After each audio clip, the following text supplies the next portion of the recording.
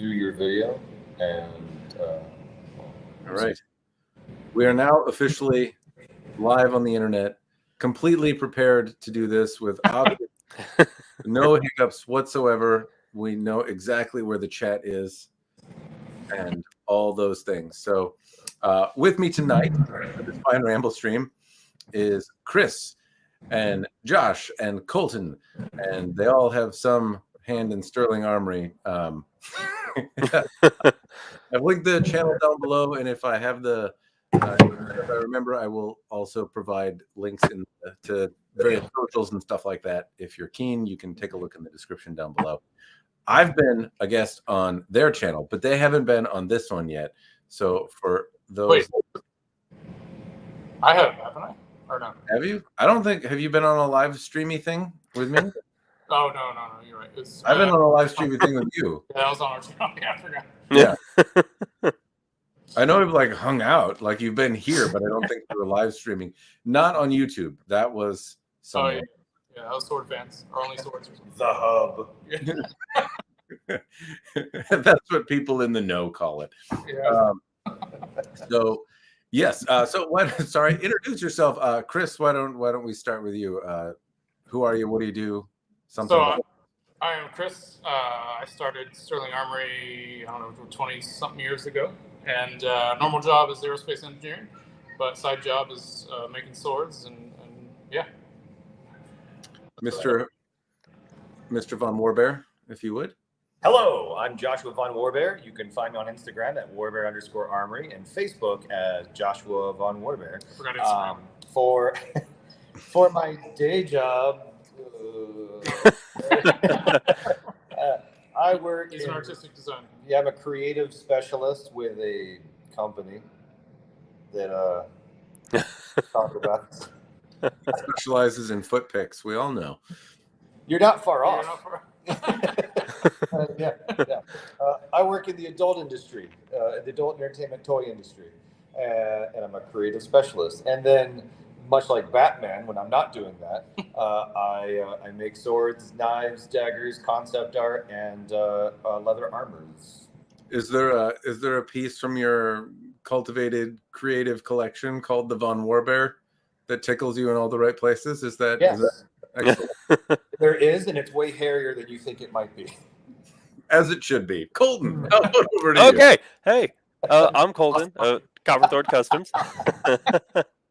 I got distracted by Josh there. What? That's about it. I'm Colton from Copperthorpe Customs, part of Sterling Armory. And you do stuff.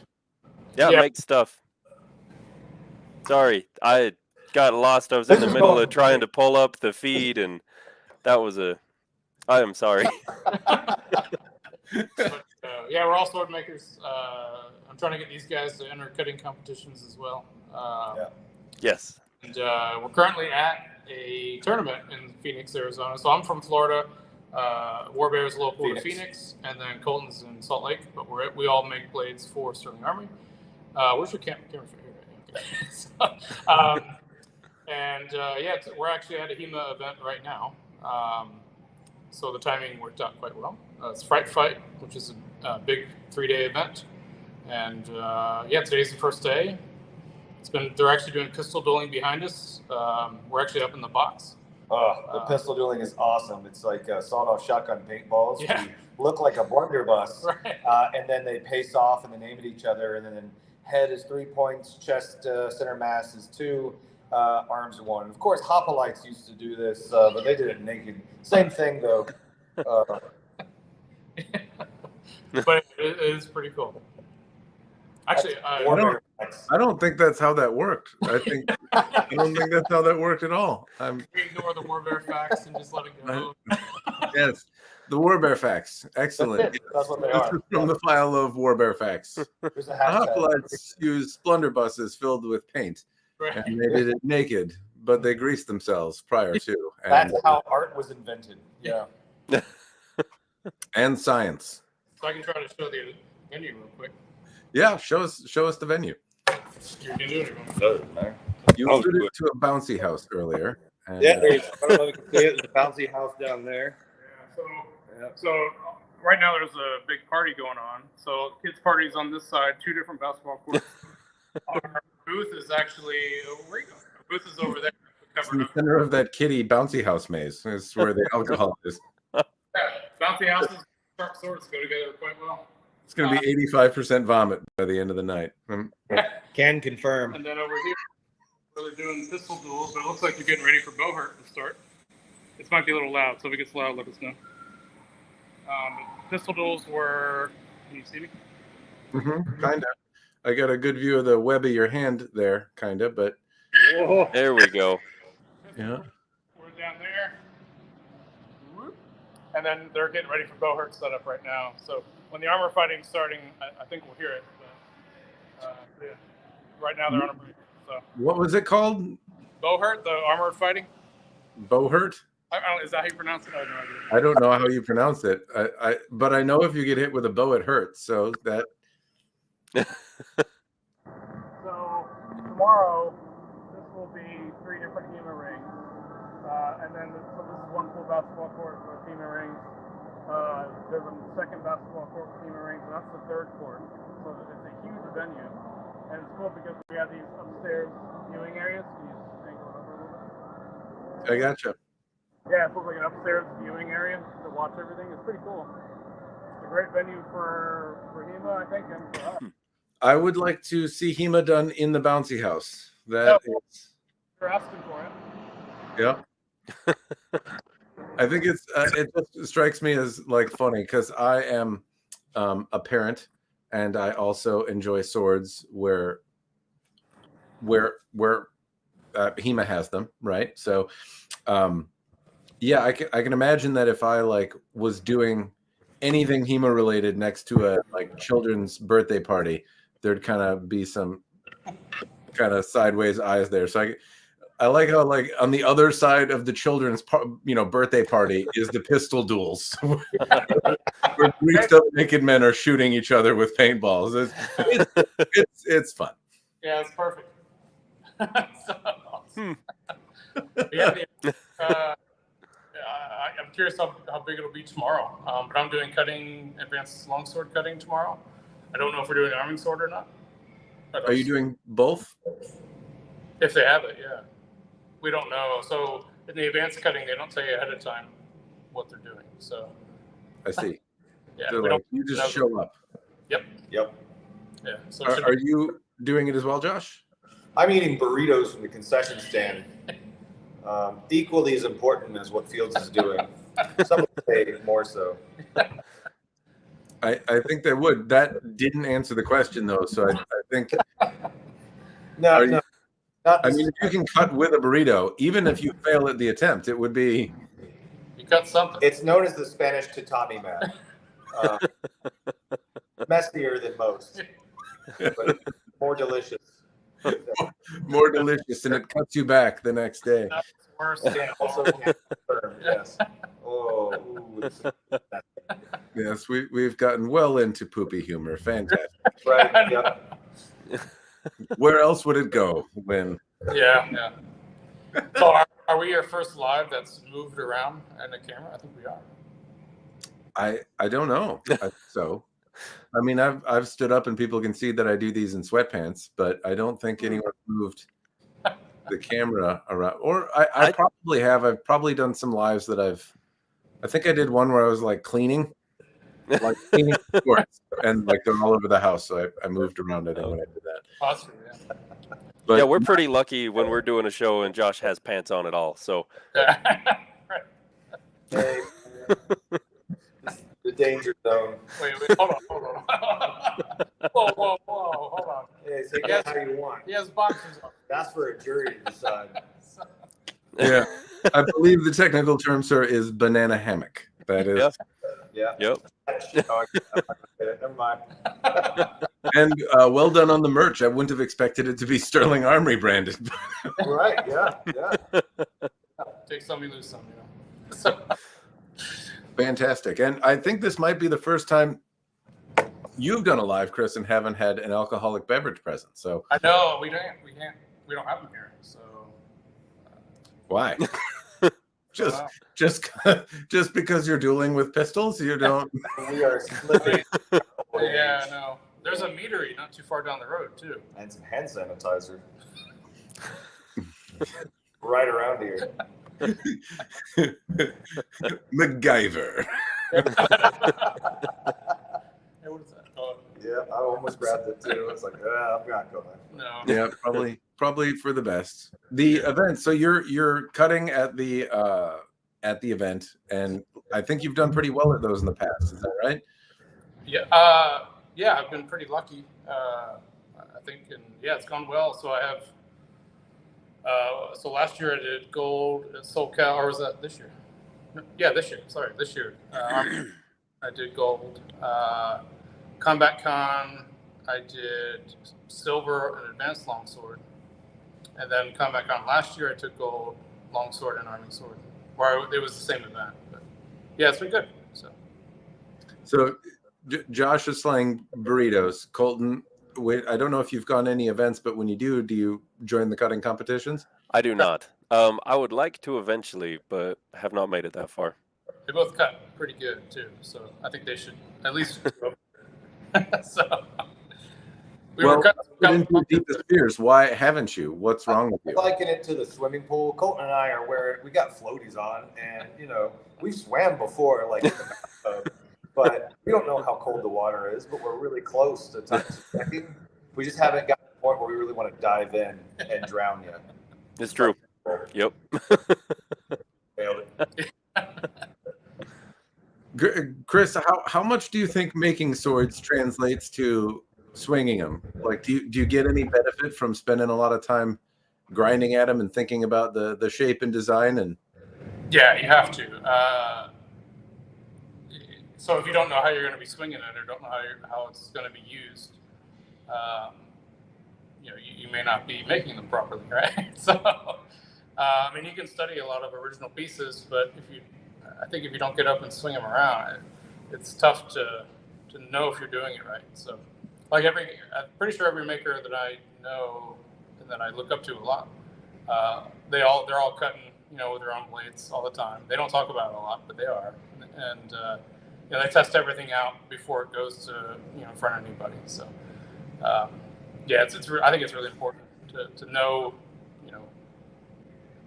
how your blade's going to work, how it's going to react. Plus, it's feedback, not just from customers, but from yourself before you even, have someone buy something. So, yeah, I think it's pretty good. And how much of your the accolades you've gained from cutting is from your skill versus your NASA brain engineering a cheat code that cuts through Tommy? So I grew up in the martial arts. I think we talked about this, right? Yeah, maybe not online, but maybe in person. But I grew up in the Chinese arts, and I actually was cutting with Chinese blades after we met Scott Rodell. So this would have been like 2004, I think, maybe. I can't remember, 2004, 2005. But we knew how to, we did a lot of different Chinese sword work, but we weren't cutting. And I found Scott, and he's like, "Why are you guys not cutting?" He's like, "You have to in order to really know the art." So we started introducing cutting back then. And it was single hand, like sabers and arming swords type blades, and so I forgot where I was going at this point. But yeah, where was I going?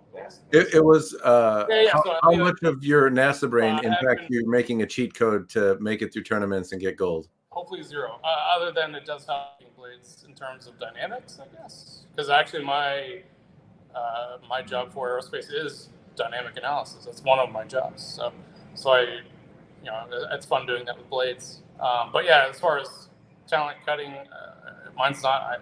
I can't say that mine's anywhere near the best because there's so many great cutters out there. But I have been cutting for quite a while. Just Chinese arts and then Japanese arts and now HEMA stuff as well.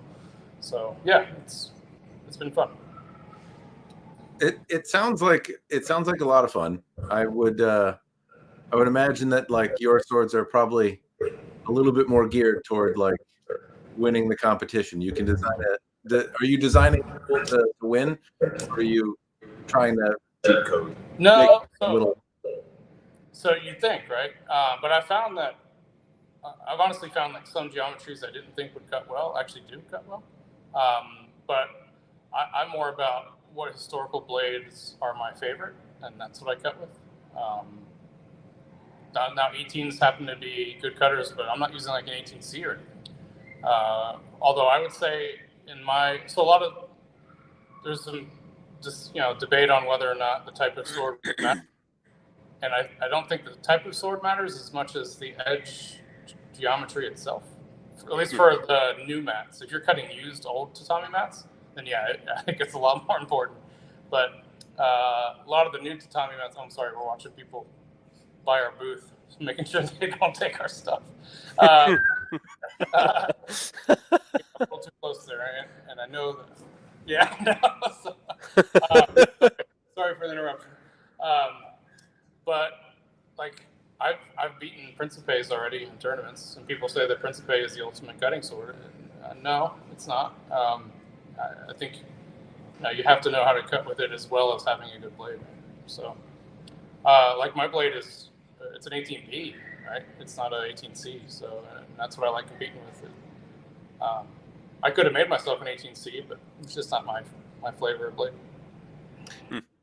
How much work does a tool suited to the competition? If you get something that really is leaning heavy into cutting tatami well, how much work does it really do for you in competition? I mean, it can do a lot of good work for you, right? I'll say this: it does a lot of good work for single cuts. So if you're new to cutting and you're working on single cuts, having that blade that's purpose-built is very handy. However, a lot of blades that are, I guess I'm probably being too general here, but a lot of blades that are purpose-built on the HEMA side are also a little too heavy. Or not too heavy, but they're heavier. So doing like follow-up cuts or double cuts or things, it's more difficult. So I should also note, so my personal cutting blade is 12 years old now, and it spent 8 years of that as a stage combat blade. So it definitely was not built to be a cutter, like at all. So I just sharpened it up because I like it. It's my personal blade, so I wanted to cut with it at some point, and I like cutting with it, so it ends up working out well. But yeah, so you can really tell when you watch open cutting contests. So for those of you folks who are newer, who don't have as much experience cutting, the blade that you use is more important. I think when you get more advanced, the blade may not be as important. I don't know. You probably noticed that in Japanese artists as well, right? I don't compete, so it's tough for me to say how much it really impacts in competition because I don't go to the competitions or participate. Not that I wouldn't though. Like if there were one handy and I could go humiliate myself, I'd be happy to. But, yeah, where's your nearest Taikai? Is it New York? Yeah, I think so. You got to come to the Orlando one sometime. Yeah, they're in Florida. It usually just coincides with like the Taikais usually align with I have other travel scheduled and like I already have a vacation planned, or I'm too busy at work and it's not going to work out. So yeah, not something I've gotten a chance to do before, but I would, hell, if there were a HEMA competition, I'd grab something and be like, let's open cut and give it a whirl and see what happens. Yeah. It does sound like a lot of fun, but to answer the question, I honestly, from a competitive standpoint, I don't really know. It does seem like, at least from what I hear, the feedback I get from people that do compete is that Evolution blades, large Hanwei XL blades, Hataya Katetsu blades, all kind of seem to be I would call them all relatively purpose-built tools for cutting tatami mats. Not so much that they're completely ahistoric or something like that, but they certainly are on the girthier side, and you'd be a little harder pressed to find a historic example. At least not as many of them are likely out there, or it'd be a bit more of an oddity. And they seem to do really well at cutting tatami. But again, if you're doing something a little different, if you're cutting a more complicated cut that requires you to pivot or come back around or be quick, then those heavier blades that do some of the work for you aren't always your friend. Yeah. So like in open cutting, they usually don't do. It's usually focused on more single cuts in your form. I'm also probably being a little too general here because I think earlier this year there was an open cutting that actually had a double cut in it. Actually, no, my open cutting for the cut for gold was a double cut, and I think I was the only one who got it at that time. So I guess you don't get to those types of cuts until later on in the tournament. But it's heavily focused on single cuts and doing that right and proper, and that is easier with a purpose-built lawnmower. How much does the sharpness impact when you're cutting new mats? A lot. A lot. Is it like you want to sharpen your blade up, after between rounds, or is it no saving and you're good? No, I mean you just have to have it good. So I haven't sharpened my longsword and my arming sword since 2 cutting tournaments ago. So that would have been February. I haven't touched them. I haven't even. I should have at least put them on the leather belt, the strap, before I came here, but I didn't have time. So as long as you have a good edge and a good edge geometry initially, it takes a lot to wear out an edge unless you're just bashing it into things, right? So I resemble that comment. Yeah. Yeah. I mean, we do too. So I just my tournament blades, I don't cut anything else, other than tatami or water bottles or pool noodles or things that I know aren't going to damage my edge. Although I say that I think I'm a little rougher on cutting blades than a lot of folks are because I do green bamboo and I do tree limbs, that are about not 2 inches, probably a bit too big, but I don't think that's abnormal for a sword. So yeah, I mean, I wouldn't want to hit a 2-inch branch with a Principe just because it's not meant for that, right? That might be some. I know the HEMA competitions tend to be a little bit more adventurous in the types of cuts that they do. It seems like Taikais have pretty regimented things that they cut or cuts that they expect from you. And they may be a little bit more persnippety on how exacting you are, but it seems like the variety that I've heard from HEMA tournament sounds a lot more fun. It'd be neat if you had a sword that had to break a pike formation and then come in and like swing between armor. We kind of almost had that in Advanced Longsword last year at SoCal. So we had to. I didn't make it this far into the tournament because I got bumped earlier. But we had to do the guys who made it. So Phil Martin, who's always going to take gold anytime he's in a tournament. So Phil Martin, and then everybody else was competing for silver and bronze. But RJ and Sean put together a tournament where there was all sorts of crazy feats. So they had a long, like 10-foot rattan, I think it was rattan, or oak pole, and they swung it at you, and you had to block, cut, and block as the feat. And you had to do all the different angles and the different blocks. And they weren't swinging that thing light. So it was pretty much like breaking a bike formation. Yeah. It's just something that would diminish your edge, right? Like if you put a really keen edge on there, but you have to, in your initial cut, somehow, if you've got it refined to a razor edge, then you're going to lose it after the first one. It depends on your edge geometry, I think, right? So yeah. That's but it might encourage people to be a little different, try something other than bringing like a keen razor blade that you can whack you can get a couple hundred cuts out of before you lose that hair popping edge.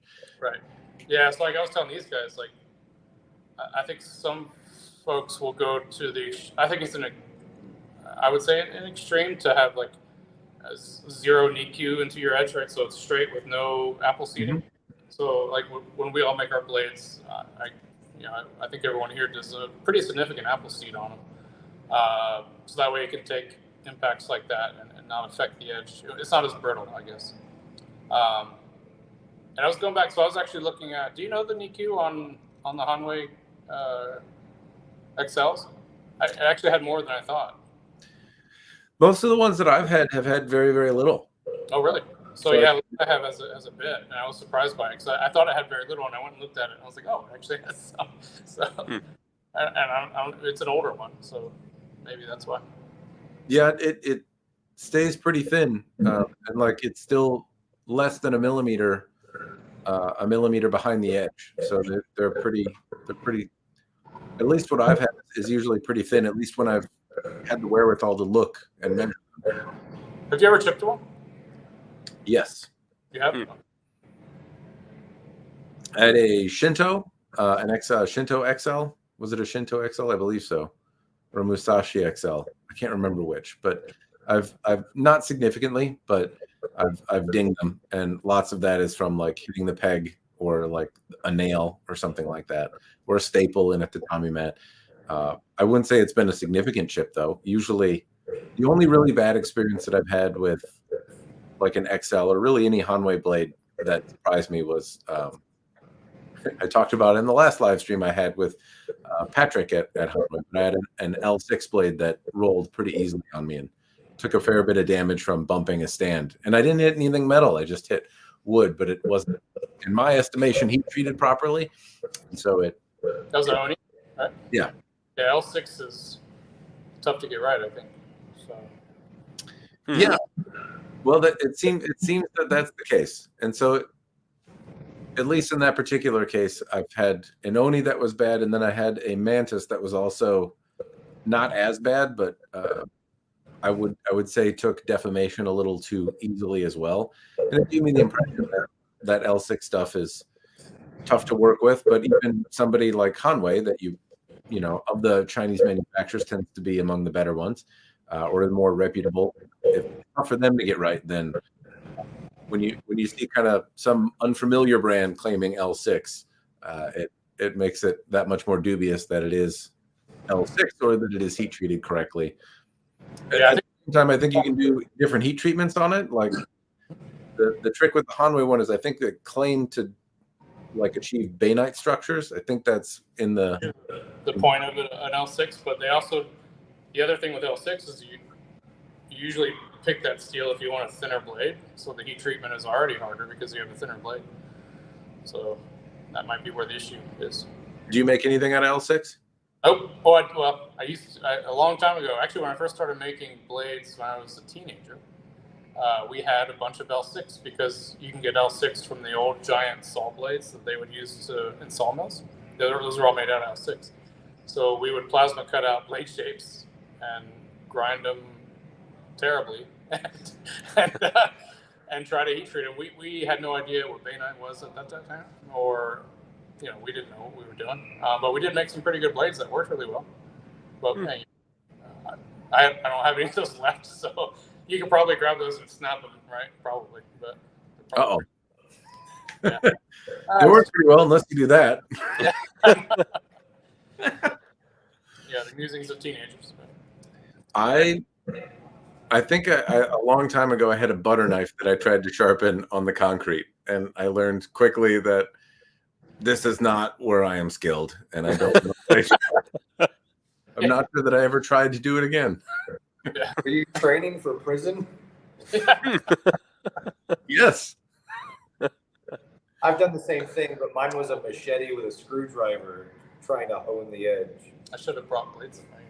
Just have them in the back. Yeah. You better, you could show us blades, the ones that people are stealing from your table while you're not looking. Yeah. So the reason why, Colton has one of his best blades he's ever made here. It just sold today. Really quick. Congrats, buddy. Yeah. Woo! But it's pretty sweet melted longsword. It'd take a while to get down there. Yeah. Get it. So, sorry, tangent there. Do things move pretty well at these events when you've got stuff going on and you bring a pile of stuff to the table and people get a chance to see it? Does it move better or worse than kind of any other day?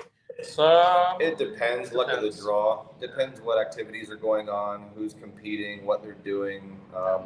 We have a lot of success on like the first day and then the last day. And even then, it's variable because like when we first did this, we just sold out every single day. It was great. The next one, we didn't sell shit. And then the third one, we sold like really well the first day. Okay, the second. Nothing the third day, and then we sold everything else on a Sunday. Yeah. So it's hit or miss. Yeah. It's stock market. Pretty much. I have noticed though that just getting out with the community. The human communities out here on the west side, and I'm sure on the east side as well. I just don't know as many, but they're great.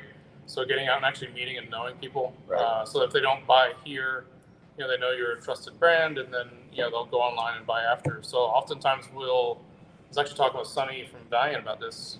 Like after a show, if we have something that doesn't sell, we just post it online, like, hey, these are still available, and they usually go within a couple of days.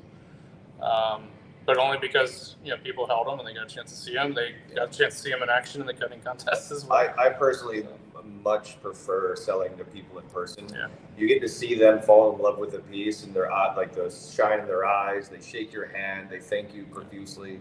You get to see a happy customer, not just like the empty void of like Instagram messages and Venmo or whatever. Yeah. Which I obviously do not turn away, but I prefer being in person and just smiling with the person. Yeah, the coolest thing. I've had this happen a few times now, where someone buys a blade and then immediately goes and competes with it and does well. Yeah. I like that a lot. So even if they don't do well, even if it's their first time cutting or whatever, as long as they competed and they were happy with what they did, and they're happy with the blade, obviously that's important. But yeah, it's been good. In fact, the arming sword that I won gold with at SoCal was already sold. So it was available at the show. Somebody bought it the second day, and I was like, I was planning on using this. And he's like, well, can I use it too? And I was like, are you in the same tournament? He's like, yeah. So we both used it. So, you beat him with his own sword? It was his first cutting tournament ever, as far as if I remember right. So hopefully I'm remembering that right. And he did very well. He got, I think of 23 or 24 people, he got 6. And that's pretty good for your first ever cutting tournament. So, I took gold. So, it's just the novelty of beating a man with his own sword. It's like, all right, here is my. It's okay if you're the money, and I will take the sword that beat me, and I will pay for this experience. I'm so happy. Yeah, he actually was. He was quite happy. He was quite excited about it. And I think it's hopefully doing well. He has messaged me since then too, and is still quite happy with it. So, yeah. Do you get ideas at the shows about like what people want, or does what people say they want not correlate with what they end up buying when you bring it? That's a good question. Yeah, that's a good question. For me, like, I make whatever I want. I rarely take anyone into consideration. It's just kind of what I want to be. And if you like it, you can buy it. I met your wife. I know she. Yeah. And you got me. and if you don't want it, I get to take it home still. I've been on the side where I try and predict the market and make what I think people want, and it won't sell well. And I'm wondering if it's because I'm not putting passion behind that. I'm just kind of making it as a business decision rather than a personal decision and putting 120% of it. Not that sword is any less than my usual ones. I pour a lot more aesthetic flavor into something I'm making for myself. I will listen to what people say, and we kind of would like this, or this would be great for this. Ultimately, for me, I turn a blind eye to most of that, just because I'm like, cool, I'm making swords for me. I think, and Colton, you can chime in as well, but I think we're a little unique in that we don't have a set product line. Right. I think if we did have a set product line, we'd have to listen to feedback a bit more. Not that we don't, we do. Sure. But the difference is if somebody has somebody wants something slightly different in a certain piece, like say I make a 16 longsword and somebody wants one a little different, well, next one will be a little different because everything's a one-off. Right. As far as general trends, though, I'll say I noticed that more arming swords started selling, so I started making more arming swords, and that's, still making what I want. Daggers and two-handed French falchions. Yeah, we cannot keep two-handed French falchions in stock. That's and a guarantee. Irish ring bows. Irish ring bows. Yeah, we can't keep them. As soon as we make them, they're gone, and then probably within a day. That's does that have a strong influence on how many of a thing that you bring and what you make? How much of it gets to be like passion? I want to make this versus Well, two-handed Irish ring French falchion is gonna So pay we've for the all- ticket here. Yeah, and Colton will tell you, and Josh, we've all had this discussion that we need to, in order to stay happy and making what you want, we have to make what we want to make, right? As soon as we start taking orders and getting a backlog, it then no longer becomes fun. Especially if people are waiting for things, we definitely don't want that to happen, because that's happened in the past, and I think it just doesn't work out well. So we kind of stopped doing that. And so, occasionally if we get a commission order that's something we want to make, then we'll do it. But that's not common. Luckily enough, though, we all love Irish ring Rammels and Yep. falchions Yeah. enough to where we definitely want to make them and put them out there. Yep. But they're also so rare because it's a whole different animal when making that not a lot in comparison are made than a longsword, 18Bs, 18Cs, 18s, Armings. Like they are a rarity. Yeah, So- I'm surprised with the amount of how popular messers are. I'm surprised falchions haven't caught on. So I like making falchions because I don't see them, whereas I see messers everywhere. So I've had a lot of requests to make messers, and I'm like, well, there's a lot that exists. So Right. What would you do differently if you did? So I imagine you probably noodled on it, right? Hire more people. No, if we wait, whoops. If you made a messer, Made a what would your flavor be that you might add to it, maybe that you don't see on other messers out there? I don't know. I think I would probably pick a messer that hasn't been recreated yet, like a historical example. There was a cool one in Chicago that I saw. I think Shelby's in the chat. She saw it as well. So, yeah, there was a really cool messer that was there, and I was like, wow, if I were to make a messer, it'd probably look like that. But it was just a different style that I hadn't seen. The pommel was a lot larger than most messer pommels. Flatter though, very flat. I think it had walnut scales on it, which looked really nice. It was a ring hilt as well. So it was a ring hilt with a S-guard on it. And the blade was wide with like two narrow fullers in it. So it was just a unique design that I hadn't seen before. And that's probably the only thing I would do different, is try to find something that hadn't already been done. But there's so many really good messers out there. So, Well, I've had the pleasure, because I have a few folks that watch this this channel and have been very gracious and donating their stuff. So I've gotten a chance to see a number of messers that are pretty cool out there. And I've been surprised and kind of become a little bit, I was initially not interested, but now I can say I'm very interested. I enjoy the style of sword. And there's certainly a difference between them. There's a lot of variety in blade shapes, a lot of variety in hilt construction. Some people think of it always as like a knife, but that's not always the case. But there's a lot of ways, I think, to maybe show or to do something different and contribute something that is both historically interesting and also not widely produced. But if I think back to the experiences I've had with Sterling Armory, right? You usually make something that's good enough to be used and not like going to fall apart and not a dainty. You've got that history of stage combat, right? Where particularly along the hilt, right? The way you do ricasso and stuff gives me the impression that like it's not something that's going to survive one incident, right? Like you usually make things that they're not cumbersome, but they're also robust. And I remember your blades index really well as well. You made a handle that was easy to get a grip on, and also that really told me right where the edge was, and it was ergonomic and in a way that I didn't expect, because it was just a rectangle. But you found a way to well, I mean, it didn't have like weird little facets or something. And when I picked it up, I was like, well, fucking A. Like I immediately felt connected to it. And I imagine that has to do with more than just the shape of the grip. But those aren't things that you can always take for granted in messers. Some feel really dainty, like, hey, they're light and agile and look reasonably refined. But at the same time, if somebody tried to hit you with a pole arm and you had to block it, or if you were using it really aggressively, like that it might have about as much staying power as a kitchen knife, because they're not gonna hold up to some of that kind of treatment. And likewise, I've had ones that have kind of rough grips that are tough to hang on to, that bite into you or that need work. So I don't know.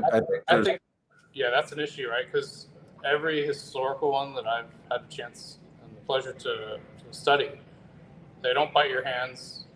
Even if there's facets everywhere, they're surprisingly comfortable. So I think if someone's making a piece that does bite your hand or has an issue there that way, maybe that's a production line issue, because probably the original one wasn't made that way, right? I would imagine not. At the same time, there's a lot of them out there, and I would say there's actually a lot of really good stuff out there too. But it's not so great and so diverse that there's not room for a Sterling Armory interpretation of a mess. But nobody has falchions, right? There's falchions; they're so rare. So you could make a Messer falchion. Just there's actually one falchion that I have not made yet that I really want to. It's from it's in the Royal Armories. I have a bunch of images of it on the Sterling Armory Facebook page. Shut up, Sterling Armory. Yeah, but it is a little bit later. It's still technically a falchion, but a little bit later. It has a clamshell guard and a little S guard as well. But the blade is beefy. It's a single hand blade, but I think it weighs like 3 pounds, like 2 ounces. And it's super thick, wide, with 2 wide folders down it. That's a piece that I'd love to make at some point. I just haven't had a chance to. How come? Making all these lame blades people actually want to buy? It's a blade shape that I think the reason why I haven't done that yet is because I don't think I'm good enough on the clamshell yet. I would have to. Actually, Colton could probably do that very well. Colton's better at that sort of thing than I am. The clamshell, I don't know, it makes me nervous doing it because I don't want to do it bad.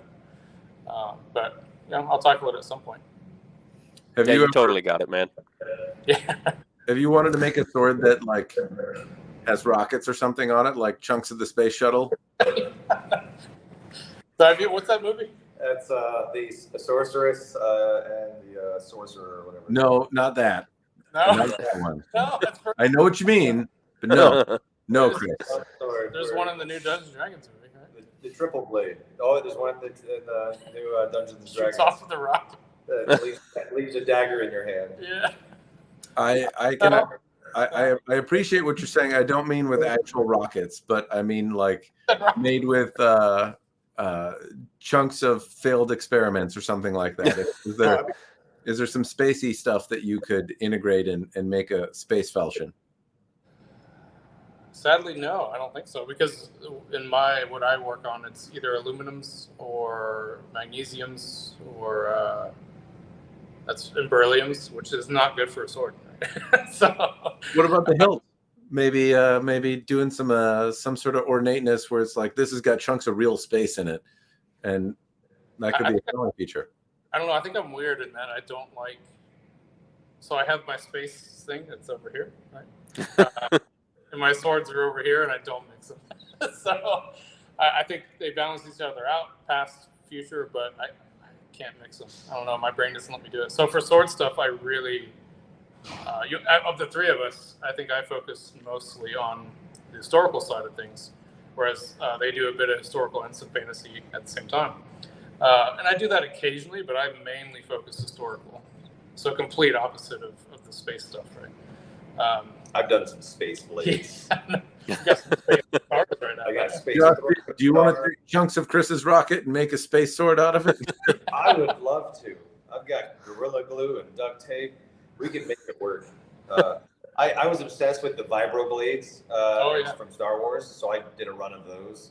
Does that explain your new profession? Say what? Does that explain what you're working now, your new profession? It's all doses, yeah. Took me a second, but I got that. During your research, you found that there was an opportunity for employment here, and you want me to mop up what? That sounds. What sword would you like to make? Maybe Josh, this is a weird one. If you could make anything and it would sell, right? Like you could devote all the time you wanted to it, and it would actually you'd be able to come out the other end, not having wasted a month, what would you dedicate that time to? With my maker style, I think I win every time in that because, with making it just for me, that's what it does. I always come out, everything comes up Warbear in the end. Yeah. And if I sell it, that's the cherry on top of a sundae. I've noticed the changes. But so right now, what would it be? The Executioner is a great one. An oversized Executioner sword, which I've already made, and it's in my shop. It's supposed to be here, but we forgot it. Yeah, I forgot it. Yeah. It is. So clearly his favorite. It's over 60 inches long and weighs 18.6 pounds, and is like 3/8 thick by 5 inches wide. But either way, single edges. I fell in love first with like Middle Eastern style single edge fantasy swords. That's the first blade you made. And that was the first blade I made. It was called Fang Scar, and the handle looked like a horse hoof, the palm with the pommel on it and everything. And I loved that sword, and that's what I would make. I would make fantasy single edge Middle Eastern inspired elvish brand swords. Colton. Oh, sorry. And do they do you make anything like that now? And does fantasy sell well? Strangely enough, every two-handed French falchion I've sold. The last French falchion I did make was a green and bronze elvish two-handed French falchion. Nice. And it was one of my favorite pieces. I'm surprised you sold that. It sold really fast right away. He sold it, and I was like, "Are you sure you want to sell that?" For not enough money, but I was a fool at the end. But You're a fool, Caucasian fool. A fool. But what you call it? I made that one, and sorry, I'm trying to remember what the base of that question was. Would you make fantasy? Are you sell well? Yeah. Yes. No, I make very few of those because now I find that single-edged swords are very challenging to make. Cruciform double-edged swords that are diamond ground and distal tapered are much easier and safer for my time spent. So ironically, I got into this with single-edged fantasy Middle Eastern swords and not a love of cruciform. Well, Lord of the Rings. Then Lord of the Rings happened. Yeah. Shadows of Mordor happened. And so it shifted then my maker's style just started going, okay, I see why this is a safer bet. Maker's wise, it makes sense numbers wise, and aesthetically, I started falling in love a bit more. So now I'm making more cruciform swords to answer the question. Yeah, we don't have many. Like a lot of our blades are based on 2D patterns that we design. We have a whole over on our channel. We have a whole how it's made thing, which is mostly how all three of us do it. But we should do more fantasy curved blade patterns. Yeah, I agree. I've got some sketched up. We should just never put them in. We don't do it now, but we should.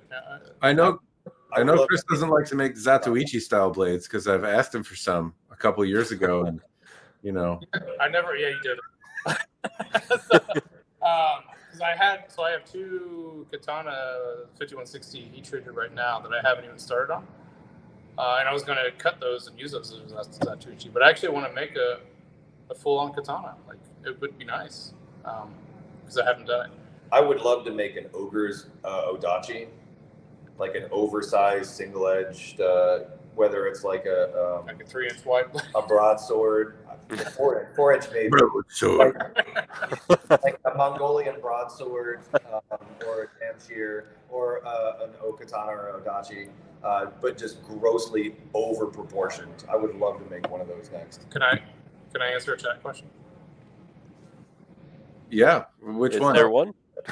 So Blair asks if we have a website at all or a Facebook Instagram page besides YouTube. Thanks for the question. Whoa! Somebody. Yeah, you can do that? Yeah. What? Yeah, we haven't got that far. Go science, you sly devil. But yes, we do have a website that's currently under construction. Actually, Shelby's helping with that. And then our Facebook and Instagram pages, you just search Sterling Armory. I think Instagram is Sterling_Armory. I think. I don't know. So if you can't find us, just Sterling Armory, just do an underscore in the middle. Sterling Armory. Actually, you'll have links. Oh, I forgot to send you links, didn't I? You did, but I can put them in after. Okay. Yeah. If I remember to do that. Yes.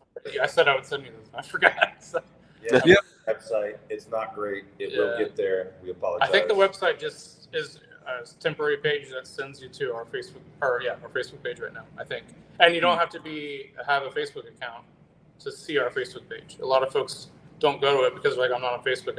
I can't go to it. Well, you can go to it. You don't need to be on Facebook to go to it and see all of our stuff. So, also, if you like historical pieces, I have thousands of images from museums. So, if you like browsing through historical images, looking at sword porn. There's another question behind here. Any specific suka shape or manuki position style affects swinging a sword? Or is it all from the swing? Yes, well, at least for me, it does. I think that's up to the individual. I think, right? Yeah. So manuki are the little jewelry bits that are usually tied under the silk or cotton or whatever material is used on the handle, and they can move around. So you can. I have swords, but apparently none of them handy. Some. Like us. the typical. They're over there. Mine are closer. I'm just too lazy to get them. So normally the atypical position is that when you close your right hand, which would be close to the guard, the manuki will be under your fingers, and some manuki stick out more, some protrude a little bit less. Martial artists, or you'll see like martial arts grip, will put them on the opposite side, so they'll rest under your palms. And then in some styles of wraps, the manuki will be like in the middle, and you won't feel them on your hands at all. It's a personal preference thing, I think. Some styles have the manuki under your fingers, right? Well, that's a typical wrap of the sword. Is it's like if you don't reverse it, it'll be under your fingers. So when I first got into Japanese sword arts, I thought the battle wrap was a cool thing, and then when I started training with the Nihonzashi group, I was like, oh, that's just silly. Like the way he was showing the grip and everything, I felt like you can index it and feel where my blade is much better if I was using the manuki properly. So, yeah. Fair enough. I can't say that I really mind either one. I notice more about the shape of the handle and the tightness of the ito than I do the style of wrap or where the manuki are. Unless the manuki are like really big and very ornamental. I usually use big. But yeah, that's, I mean, yeah, obviously if your wrap's loose, that's most important, right? Yeah, you don't see that so much on the European variety, right? Because the handle is on the cheaper end of the side. Well, it's cheaper. I can't say cheaper. On the lower cost end, you do see it. Leather wraps loosening up and things like that. I suppose you do. It's not the same effect though. If I think of the wraps that have come like unwound, because they're a little more tightly wound, you kind of start to feel it get squirrely. But the thickness of the silk on Japanese swords, at least when the reproductions are really poorly wrapped, it's like I don't know, like it's wrapped in a loose pillowcase or something. You grab it and like it's just the core of it is moving around in your hands, and it causes you to. I imagine they'd be a similar effect, but what I find happens if the wrap is loose and I'm practicing with it is I just like white knuckle it, and then I'm like, why are my hands so tired? I'm like, oh, because I'm trying to hold on to a wet squirrel. Like it's exactly. Yeah. It's an odd image. I don't know why I went there, but anyway, more questions have come up when you asked them. That was the same one. Who looks best in their kits? That's kits or kilts. I think that's kits in terms of human kits, right? I would guess. Can you clarify that? I'm out. If they were kilts, I was in the game. Yeah, he's got the kilts. I don't know. There's some really spiffy looking kits here today. I have neither. He has the red and gold. It's red, gray, and gold. Yeah, that's a pretty cool looking kit. Although, so the Bohart, or whatever, however you pronounce it, and apologies if I'm pronouncing that wrong. Looks like it's about to start, so we'll see if we can catch it if it does start. But yeah. Yes, we have clarification here. HEMA practice kits. I'm the one who has dirty Scottish kits. So I guess that goes to me. I'd look the best. There's some cooler ones here than mine, though. I just have a blue jacket and the gray pants that work well. But I do like the stainless mesh, by the way, because a lot of folks use the black mesh. The stainless mesh, I think, looks cooler. So. Mine's very all natural. It's mostly like rawhide leather with squirrel fur for foam pattern. Yeah, Josh, you know what I mean? It's awesome, but it smells horrendous, like a Yeti in a tank. Like, right It after smells like Bigfoot's dick. Oh, it's like a baby diaper covered in burnt hair. Excellent. Right off the cuff there. We got it. What about you? If you had the same luxury of being able to sell whatever you devoted your time to, would you keep doing what you're doing, or would you make something a little different? Would you go another direction? I was about to ask the same thing. So Didn't think I was going to ask you a question. I would. Oh man, so I'm making almost exactly what I want to be making. I would say, because like I've always been in the European double-edged. Is just like that's my bread and butter. I love it. Always have. So it's what I'm making now. And you need to make what's his name sword, right? Why am I blanking? Boromir's. Yeah, Boromir's. There you go. Yeah. So I will be making that one, but I didn't know if that would count because that's for me. I'm not gonna sell it. I'm making Boromir's sword for myself. Yeah. Good. So yeah, I mean, essentially, probably just a little more complex hilts would be fun. I really liked doing this ring guard on this one. I'll probably try some more complex European hilts as well and see how that goes. But for the most part, I'm making exactly what I want to be. Boring. All right. I know, totally boring. Boring, but he's making them so good. Living your best life over there. Well, screw you, Colton. I don't. Yeah, it's like I'm loving it. Yeah, his pieces are phenomenal. Supposed to be miserable like the rest of us. Oh, I would say, you know what I didn't think of? I would probably make more Chinese blades. Because I don't do that now. I mean, they did sell okay, but I just haven't been back in the Chinese arch as much as I used to be. But I do like making those blades. It is harder to sell those. Yeah. Would there be any different materials that you'd work with? No. Well, wait, These actually, rockets are L6. I just mean, like, would you like, like if you had the chance and it would actually sell and it was gear, would you play with gold or silver? Would you Yeah, I was going to say something like that? Or there's some cool plating things available now, which kind of comes from my aerospace background, not really, but there's little like brush kits where you can actually plate using an electroded brush, and so I actually was looking into that a bit more because I'm getting a historical gold gilded saber. I think it's 1793 saber coming my way, and the gold gilding is kind of worn off. And I was like, wow, how can I replace that? If I can maybe replate it or whatever. And then I was thinking, wait a minute, if I can replate it, maybe I can do that on my new swords. so yeah, I might play around with some gold. I don't know. What about you guys? I would totally put gemstones and whatnot. I would love to try that actually. Yeah, some sort of insets and stuff. Yeah. For me, it's bronze. I am a fool for bronze coloring. I love the dull luster, the like a worn bronze, the worn modern, modern medieval like foot soldier kit. That's all I like to do. Maybe some hints of copper here and there. Rarely will I go all steel. And definitely not stainless what I do, just because I like the old, ugly, beat up look, or the well-worn, like found in a cave sword. I would also use iron more, just pure raw, or just gray iron. That's a darker color than steel. Or we use stainless a lot. At least I do, because I'm in Florida, and things don't rust that way. It's nice. Yeah. I think that's Bogart starting. But I think iron. That's a bad start. That just sounded like a person screaming. Yeah. Well, I think they're clapping because they're finally starting. So I think it's been a bit. So I think they've just been waiting around. But yeah, I think it'd be cool to have different color metals. So gold, bronzes, but then iron gives that dark gray, like gunmetal look that not many other bare metals can give.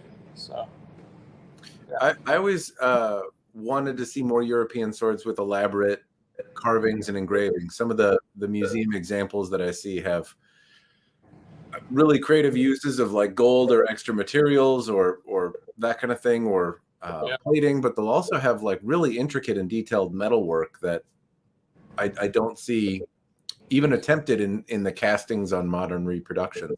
It'd be So neat to see some of that. yeah, so I've noticed that mainly on blades post 1400, pre 1400. I don't think I've seen that many of them, but I mean they do exist, I'm sure. But especially like 1500s, 1600s, they get very ornate. In fact, that Faustin or the Messer I was talking about was, I think, late 1500s. But some of them even have like gold gilding on the grip itself, which is quite crazy. Yeah, I mean, I think the reason why people don't do it is because it's really hard to do. So, Yeah. But yeah, it'd be very fun to play with stuff like that. I'm not.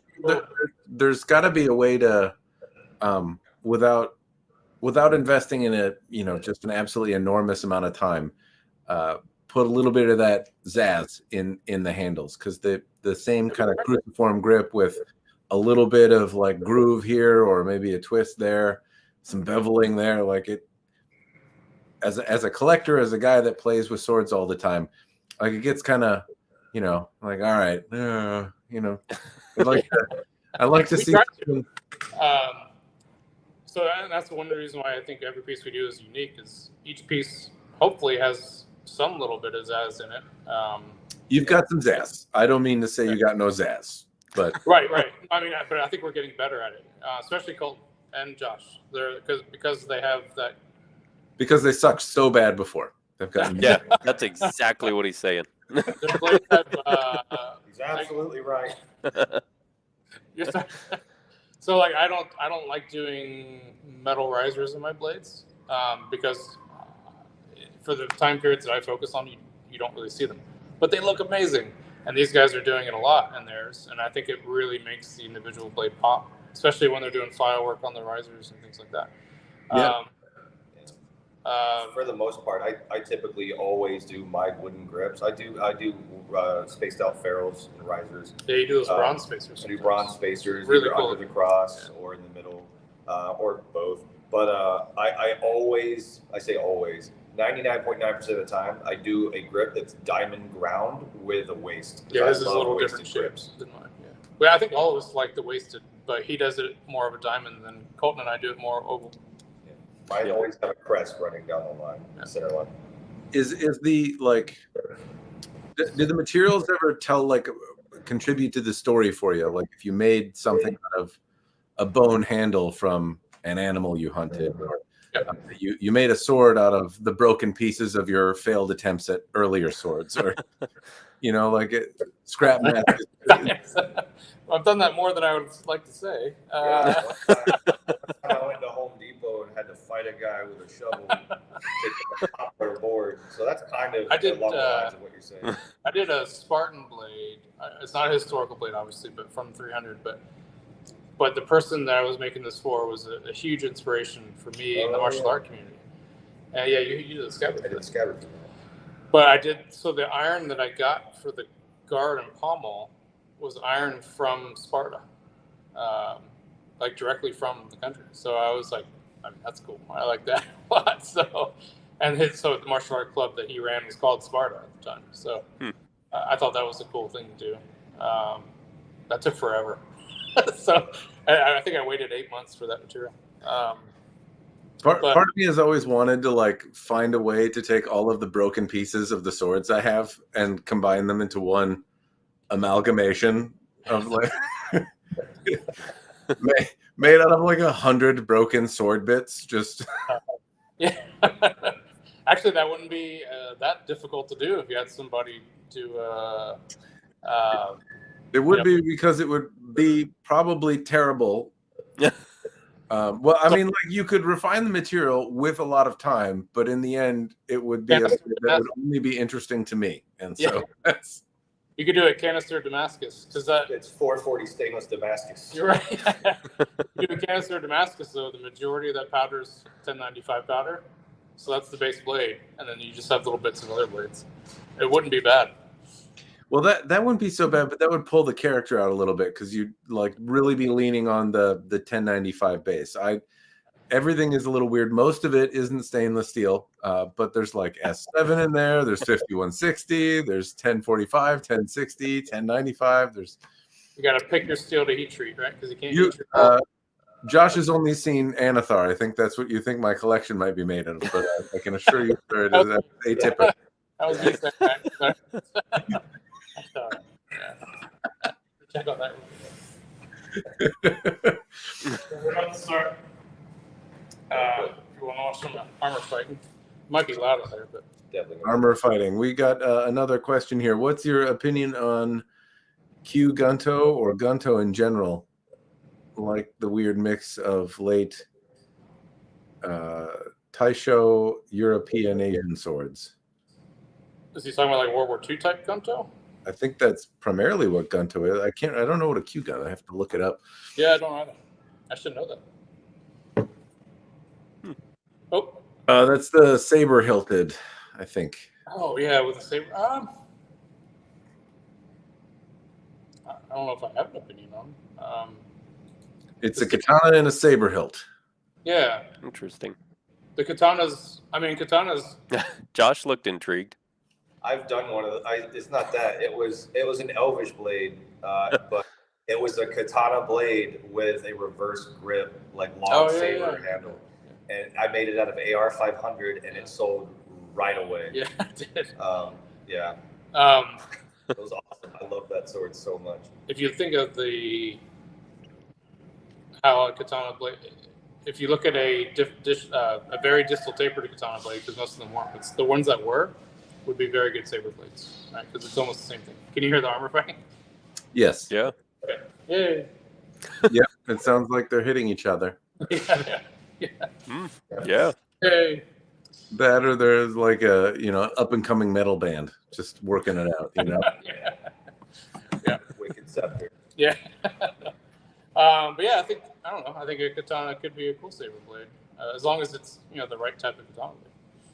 Are military sabers things that interest you in making? Like something akin to that? I understand Yeah, they didn't used to be, but now that I have 3 original various. So when I got chief engineer, I got myself my first officer's saber from the Royal Engineers Corps, and I've always wanted one of those, and so that was kind of my gift for that.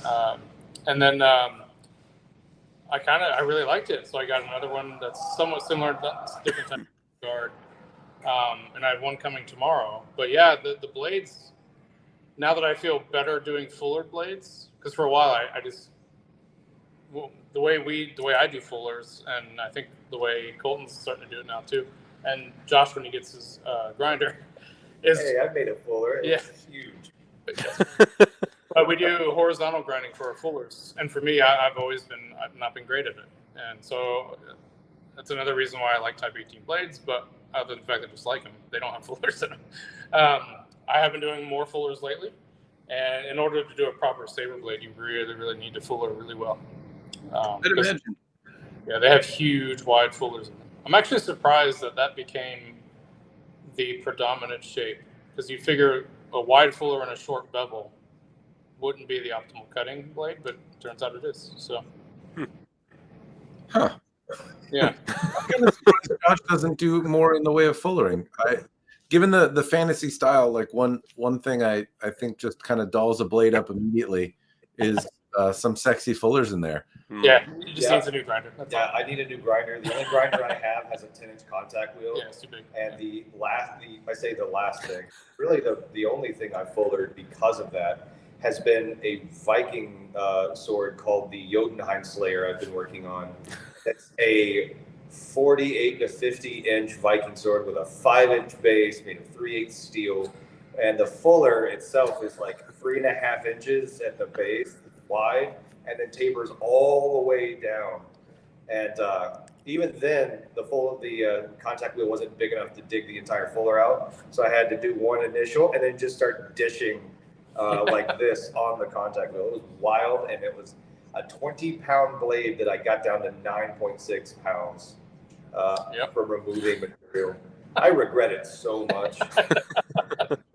But you're you're I mean, right. that's what I was hearing most of the time while you were explaining. I was like, all of this sounds like regret. Yeah. Are there blades that you regret making? I mean, you told me about one, Josh, but that's the story of a man who has many regrets. So I'm interested to hear if there's another one. Yeah. Oh man, let me think. Because there's been a couple stories that I've just like rage quit where I'm like, this is not working the way and I you want. rapier. Rapier basket. No, that was Field's fastball special to rapier basket into drywall because it wouldn't obey him. Man, rapiers are really hard. So if you're buying a rapier from a rapier maker, love them because that is really hard work. So it could be that I also picked the hardest materials to do it out of. But yeah, I was I was part of a musketeer crew for a fight show, and of course I didn't want to buy a rapier. I was like, no, I'm just gonna make it, and I picked a really difficult pattern to make. I have made rapiers in the past, so I made a couple different swept hilts, and this one was like a swept hilt mixed with a clam, and that I was using stainless too, and it would not move the way I wanted it to move, and I threw that. So the cage itself, while I was working on it, I don't know how many times I threw it across the shop. 4 or 5. Yeah. Before I got stuck in the drywall, and you just left it. You're like, we're going. Let's go inside. Rapier making is entirely different. It's a specialty that, like the guys in Arms and Armor who do it are amazing. Anyone, actually Jesse Belsky, who does amazing rapier work, and then Colton, he's doing some, the stuff he's doing is. It won't be long before Colton's doing. Well, okay. Put that on my bucket list. I want to start doing some more rapiers. I have done a few in the past. Yeah. Most of them were not great. They were very, very early on. Later ones were okay. But yeah, that's definitely on the list. Going to start doing more of those. Just make an Inigo Montoya inspired rapier. Should be. It'll give you a chance to put those gems in as well. Yeah, like that so much. All of this was just a ploy to get somebody to agree to make that. Still trying to think of a blade that I regret making. I think to answer your question in the roundabout way is I was making a short sword and I was really happy with the grind and it looked really good. And I wanted to edit. I was like, oh, there's a little imperfection here. I need to go down to the base a bit more to even out that triangle. And then I would mess it up. And then I would keep going. It wasn't long before that short sword became a dagger. And it wasn't long before that dagger became a bread knife. And it was a nice bread knife, but it just reminded me what it wasn't or what it should have been. And I did that. And it's still in the back of one of my drawers in the shop where I'm just putting this where I don't want to see it again. So, yeah. You can send it to me. I'll review it. Yeah, might do. Tis a fine bread knife, Mr. Warbear, but it is no short sword. Not a good idea to arm the mice. What will we do next? Yeah. What about you, Colton? Any regrets? Lots of regrets, but mostly in selling the swords. I have many swords. I'm like, why did I sell that one? Not the making part; it's the selling part that is all the regrets. You remember the cross I guard? think it's its own question. Oh yeah, the crossguard one. The bronze cross guard. Wait, what? The cross guard that. Yeah. That was terrible. I was like, I don't know, man. I was getting pretty thin. Yeah. And you're like, just a little bit more, and then he ground it so much, he handed it to me, and then I bent it with my thumb. I went too far. It went too far. That was great. Yeah, I had so way back, I did a lot of blades for like an anime show that did like a big fight show. So they needed blades to look like the giant anime ones, but then like a 100-pound girl has to be able to swing this around really quickly. There's a couple blades there where I was like, I want it to be accurate, but the person has to be able to use it. So we did one that the people who ordered it insisted that it's not their fault at all. I'm not trying to put blame or anything, but they insisted that I use a guard that was made from a wall hanger. So, and I eventually agreed to it, but I shouldn't have agreed to it because as soon as they clashed swords, and they were fighting hard, the whole crew who does that show is not light on their blades. And as soon as they clashed their blades, that cast pot metal guard from that piece just shattered in pieces. So I was like, I knew it. I shouldn't have done that. So that's one that I can think of there. What about sell? I think Colton, you bring up a good one though about selling. What have you sold that you just regret? You're like, of all the things, I wish I still had that. We had a funny story. So this is probably our second or third run fair. Oh yeah. So we got a Colton question first. Oh yeah, Colton, you go first. Oh, that's a good story though. Yeah. Oh, let's think. All the swords that would. Probably my first Witcher sword. I wish I would have kept that one just because it was like. It's down here right now. What? It's at the table. Right, yeah. Oh no, that's not the first. Yeah. Oh, it's not the first? Okay. Oh, No, No, it's that black one that I sent down with you guys to Combat Con the first time. yeah, that's here. That's here. Wait, why is The owner is here. Oh, he brought it? Yeah, he did. Yeah, he sold All it right. for $400. Covert mission. Go get it back. He already sold it to me. He sold it to me for $400. Oh. Josh facts. Okay. Yeah, we're I think I would have liked to have kept that one. yeah, it's a nice piece. Yeah. We'll put that on the list. They're probably one of my rapiers. It was I really haven't done a lot, but since I have done so few of them, and I'm like I don't have one personally that I have made, so I'm like I'll have to definitely get back into that. So just one of them in general, I guess. Trying to think of other things. This is one that I will never sell. For that very specific reason. That's the first sword I made with Josh here. He was showing me how to do stuff. So that one gets to stay. There will be no regrets there. What else? I know, man. That's a fair enough one. I mean, if it's any of your rapiers or in particular a Witcher sword that you are proud of.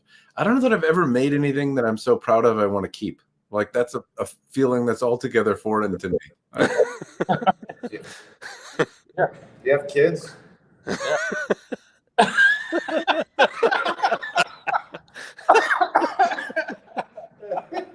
Oh man, that made me laugh. Why?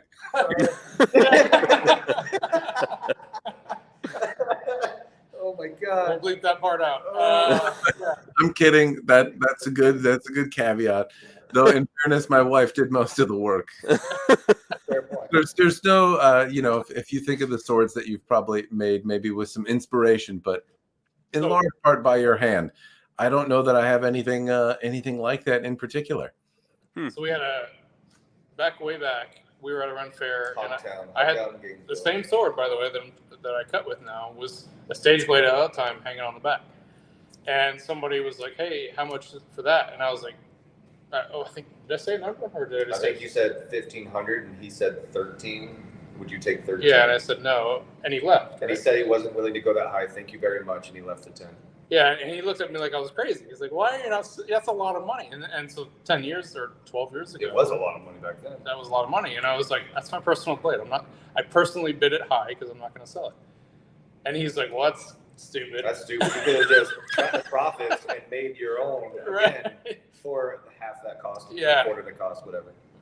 But then someone else walks in the tent. No, same guy. No, it was a different guy. Was it?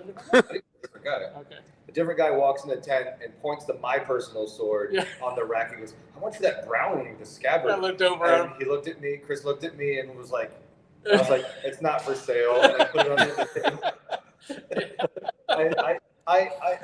I was using businessman logic on fields, and then when confronted with situation on my personal sword, I folded like a house of cards. I was like, "Yeah, oh no, I can't do that." You're right. I'm trying to think. I know I have some that I regret selling. I'm just trying to think of some specific. I know I have blades that were not made by me that I regret selling too. I actually can think of those pretty quick because there's only a few, but a lot of mine I regret selling. In fact, it's hard to sell each piece, honestly, because I did sell that sword, by the way. Yeah, you did, and you regret it. I regretted it. Yeah. The Hammerfest down in Kanab, where they talk. There's a Forged in Fire hammer convention, and I brought it. Since then, I had opened it up and be like, I'm going to look at it. It's got an ugly 3/8 threaded rod through it with a nut pommel, and We were doing things a little different. yeah, I dismantled it, and the welds were like really terrible. So I was like, you know what, I'm gonna fix it, and I ended up shortening it to like a single Oh, hander, that's right. Yeah. and it still was a beautiful sword. And I brought it down, and some Instagram influencer needed some sword for a photo shoot and offered me a decent amount of money, and I was like, yeah, you're right, it's not the same sword I loved back then. And then like within 20 minutes it set in. I was like, I just, you know. So I did remember one specific one. I did a Chinese goose quill dowel, which I don't see many repros of. There's more now than there used to be, but it's kind of the single edge but more straighter blade. And they usually had two fullers and then a wide fuller and a narrow fuller. And at that time, I was able to do that. I actually milled those fullers in by hand, which was not fun at all. But the blade turned out really nice. It had a blue stabilized curly maple handle on it. It popped. And I just, everything came together really well on that blade. And I sold it thinking that I'll be okay letting that go. And I was not. And I still see that blade used in shows. And every time I see it, I'm like, oh, I'll buy it back. So, yeah. Which one? The last one. That's something that's happened to me. I've had a couple opportunities when I've sold a sword that I really liked. Someone would come back by and goes, hey, the sword was awesome. I loved it. I don't regret buying it, but funds aren't as loose as they used to be. Yeah. Are you interested in buying this sword back? And I don't want full price, or I'm not asking for a refund. Yeah, true enough. And I generally will right away jump on that and just go, absolutely. What can I help? What can I do? Price wise for you. What do you want to do? What's comfortable for you? And I'll generally buy my own sword back. And there's a couple swords just, that are out there that I'm waiting for someone to go, this is one of your older swords. If you want to buy it back, yes, please. Thank you. Yeah. That's for all of us too. So I'll say this may not be the best business practice, but it's not. No. Sterling Armory piece, you will always have somebody to sell it back to, because we will buy them back. I've done that more than once. So yeah, especially swords are pricey items, especially for if you're in college or something like that and you're struggling to get by. It's tough. I grew up in martial arts, in college, and I had no money to buy blades, so any help I could get was great. So I've had to buy pieces back, and I do it with no problem because I want it back anyway. So I do have some pieces though that are from other makers, and I remember them because they went out of business and you can't get them anymore. So like Lutel, I had a Lutel blade that I sold, and I really wish I wouldn't have sold it because you can't find them anymore. Yeah, I've gone through a handful of projects that I don't make them, but I'll have some hand in the design, and I'll spend a pretty hefty amount on them by the time they're done.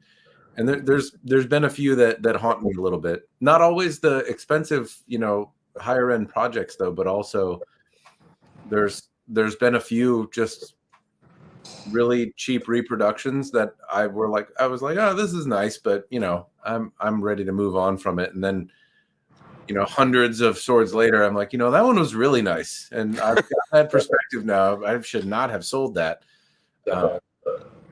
There's been swords that were really nice, but then for one reason or another, the looking at them just made me frustrated because I could only remember as the guy who pays other people to do the work, and sometimes those folks don't follow up with it. Like the stress of that is what I would end up seeing when I would hold the sword afterward. But there were definitely some that I followed maybe a similar path where I was like, all right, sword's done. It's perfect. I love it. But it is like basically a Toyota.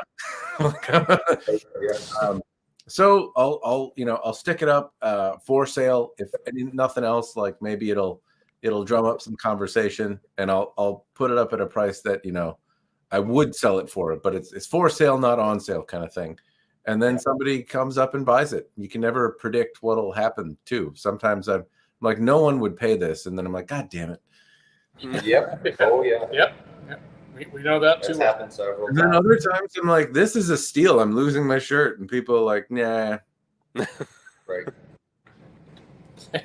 It's a bit of a mix. But I've definitely had some where I was like, oh, okay, I guess our time together is done. It's so sad. Treat her well. At the same time, like if somebody wanted to buy it back, I'd be like, I can't afford it. I can afford it if it's made in separate pieces in small batches, and I wait years between each one, like a 6-year layaway. But I don't know. All in one go, it's a little too rich. That's fair though. There's a question that came up here around making. Is there a commission that you would outright refuse to do, and why? He used to shoot me emails with random emails that he created to try to trick me. It's funny because it's not surprising at all. And I would send these crude drawings that were like, it looked like a trowel or a shovel with rhinestones set in the base, and like 17 fullers. I'd have a story about 17 fullers was important because that's the name of how many grandfathers I've had before my bloodline began. Like, I would just make up the stupidest things in the world just to see what response he would get from. And then eventually he was like, I know this is you. Yeah. So I got one a couple weeks ago that I could have sworn was Josh. Yeah. And he says it's not, but I'm still wondering. I got one where so he sent me this email. He said, hey, I like this sword. And he copied an image of one of my blades.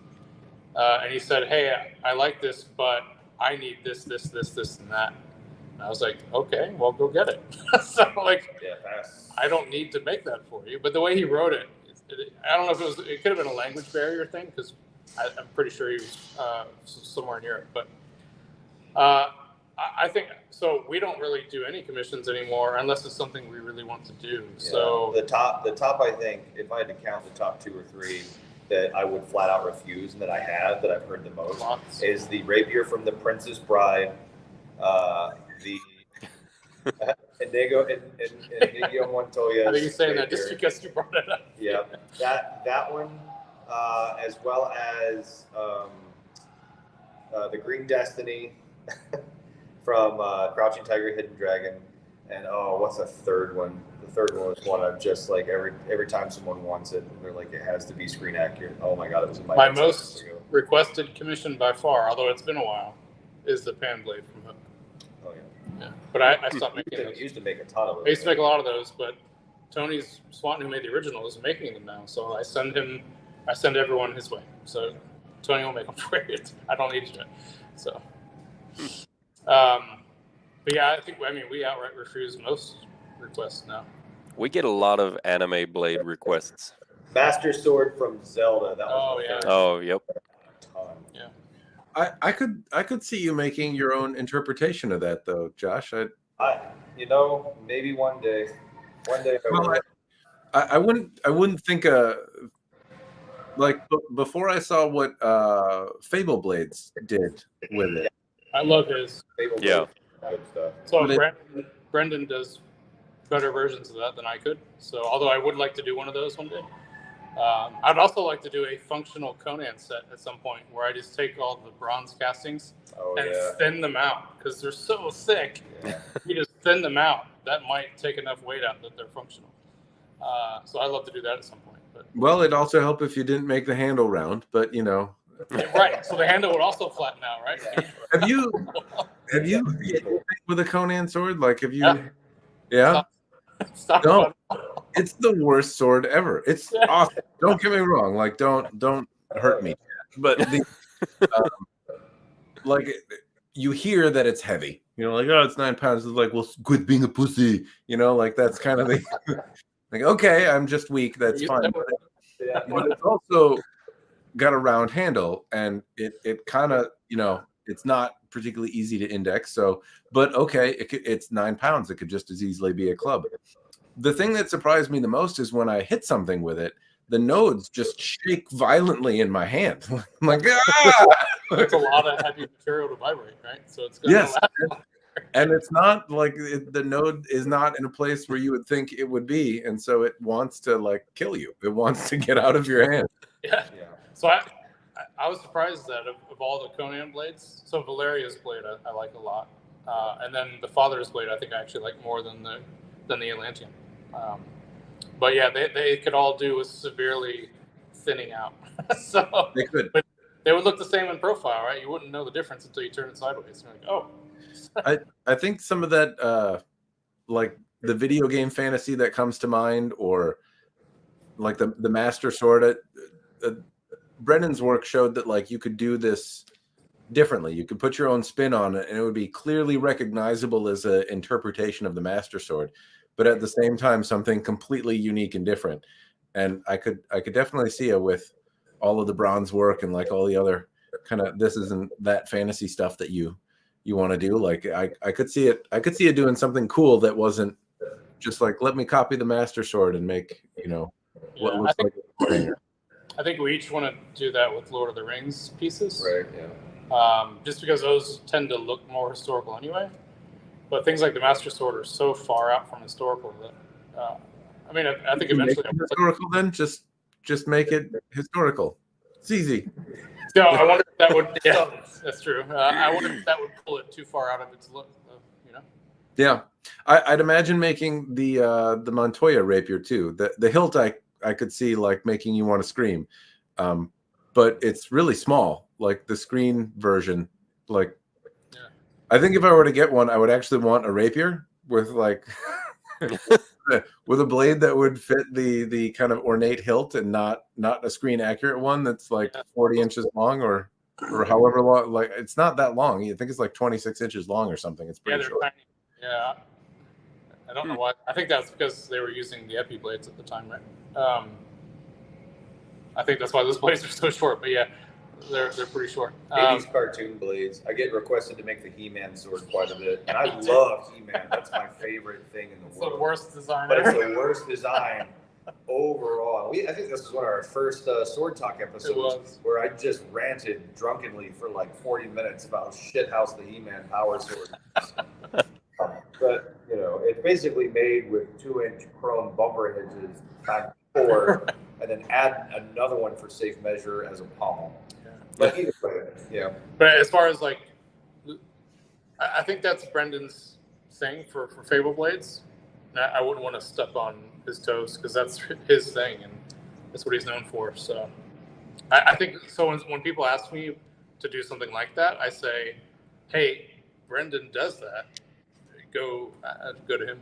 So yeah, I certainly don't mean to step on his intellectual property, but I wouldn't have thought before seeing the photo, and I saw it a long time ago, but all of the Master Swords that I had seen that had been made out of steel were these really terrible, clunky, wall hangery, stupid, chrome or painted or just nonsense pieces, right? And like, yeah. I imagine they're fun wall art, but like you wouldn't want to. That's all they are, right? They're not fun to pick up. They're not fun to swing. But then I saw this photo of something that clearly drew a ton of inspiration, but also was made into a functional sword. And so I was like, oh, it just never dawned on me that like you could do that, like make it good. Okay. Yeah. But it strikes me that there may be a different way to make it good, and you could kind of put your own kind of special sauce on it. It doesn't have to be the same thing as Brendan does, because I think he's done a few different examples. Agreed. Yeah, it would have to be the same, and it wouldn't even look like his. But it's just the whole idea that that's what he does. The only exception is I think we all would want to do Lord of the Rings, and I think we're planning on doing different versions of Lord of the Rings ones. So which sword are you going to start with for Lord of the Rings? I'm going to start. So I did a Ranger blade for a friend that Peter Lyon actually said was good, like really good, like better than his original. And I was like, no, it's not. Not that good, but so I made it really close to the original, and I'd like to make my own take on the Ranger blade, I think. Would you do something different based on information in the book, or would it be a derivative of what Peter came up with?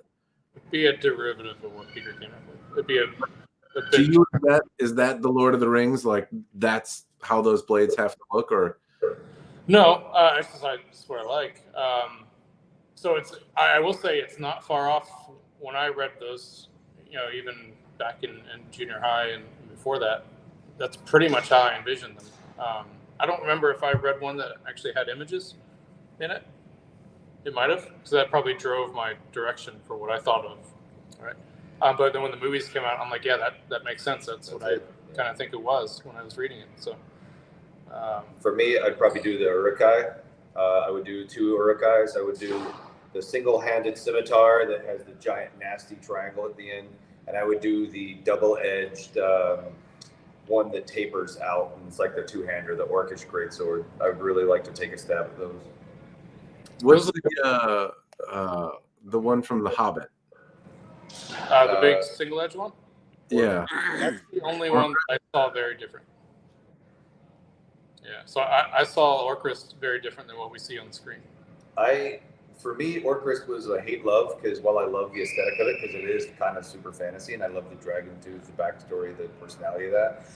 The only problem I really had with it is I wish the grip was reversed. Because the dragon tooth doesn't look like it needs to follow the curve like a moon, the bottom of the moon. It needs to sweep backwards.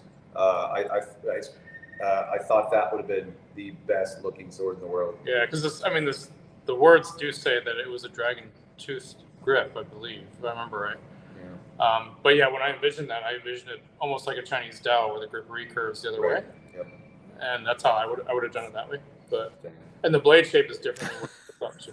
But yeah, we're getting super nerdy now. So. You're not. This is exactly the amount of nerdy you should be. I'm trying to look at what they did for the Lord of the Rings thing. Yeah. So you would have the dragon tooth kind of pitch forward rather than backward. I'd have it reversed. With the pommel. Spin it 180. That's how I would do the dragon tooth. So instead of following the curve of the blade, it reverses like a shamshir would. You know, funnily enough, I thought it did. I thought that's what it did, and now I'm looking at pictures on my other monitor. I'm like, yeah. Like my mind just fixed it. I was like, obviously the way that it is, and now I'm looking at it, I'm like, yeah. Because the elvish great swords, they all swing in the first one, where they're holding it like this, and they all do that sweeping motion. That's the curve that I would have liked to have on Orcrist. Mm-hmm. Reverse grip dragon tooth. I think that would have. Not knocking anyone's work. It looks fantastic. I love you guys that made it. Thank you, Weta, for existing. So the original, that's one of the craziest original blades, because they had to make it different scales, right? So the giant one that they had to make to scale down, that thing is enormous. And this is one of the Royal Armories, and to see it, it's actually longer than Glamdring is. It's so long. When Peter was making that blade, he said that was the hardest thing ever, because it's like a 5-inch wide blade at the tip where it flares out. Yeah, it's crazy. But it has kind of the single-edged fantasy. Yeah. I could see that being a perk. What about you, Colton? Where would you start? With Boromir's. I am a big fan of that. That's the most matter. I was waiting. For that. Like, you almost looked annoyed. Yeah. Twice. What is it about the Boromir sword that gets it? I just really, it's very clean. It's got like some very fine details going on. I really like the twisted guard on it a lot. Big wide blade, big wide fuller in it. Like, just kind of everything about it. It's got the kind of pommels I like. It's just somehow and I don't know if that is my favorite type of sword because of that sword, or if that is my favorite because I don't know which came first, but that's just like the quintessential sword for me. Love that. I do love the Rohan blades too. And we talked about those. Oh yeah. There's a bunch of those I'd like to make, and I would just do them slightly different. Do you think the blades from the Hobbit movie kind of captured the same magic, or did they miss? I'm gonna say they missed because I don't remember many of them. Yeah. No, like everything from Lord of the Rings is like my favorite sword. Like I love them all. And then the Hobbit, they're just like, oh yeah, they're good, but I can't even. What are the new ones in the Hobbit other than Orcrist? They were the dwarven metal swords, so they were very angular and fat. Are those the only ones? Didn't what's his name? Thranduil, yeah. Oh, that one was cool. I like that one. It had the all one piece kind of construction. Yeah, who was the one guy who shot the arrow at the dragon? Didn't he have a sword? That was Bard. Yeah, did he have I a sword? don't know if he had a sword because I think they I don't outlawed. think he did. He had the black arrow hidden, and they outlawed weapons in the village. So when they asked for weapons, he had to bring them. Whatever. They did break into an armory later in the movie, or try to break into an army, and then were gifted all the weapons inside of it. And those were Lake Town men weapons, which. So yeah, I can't even think of any other. Yeah, that's the other one that I think of, and I always thought when I saw the movie, I was like, oh, the blade for Thranduil, the One Piece thing, made me think of Chinese One Piece construction drop forged things. Yeah, you like it. Which I don't generally like. I have since found a drop forged like One Piece Gion that I really do like. So I know they can be made in such a way that feels good, but generally speaking, I found one, and I've felt at least dozens that feel clubbish and stupid in the hand. So I was like, "That's a dumb sword." It's usually they don't distill them out, right? That's usually why they feel bad. Yeah, and they're heavy, like you disproportionately so, because it's a big bar of steel in your hands. Right. Yeah.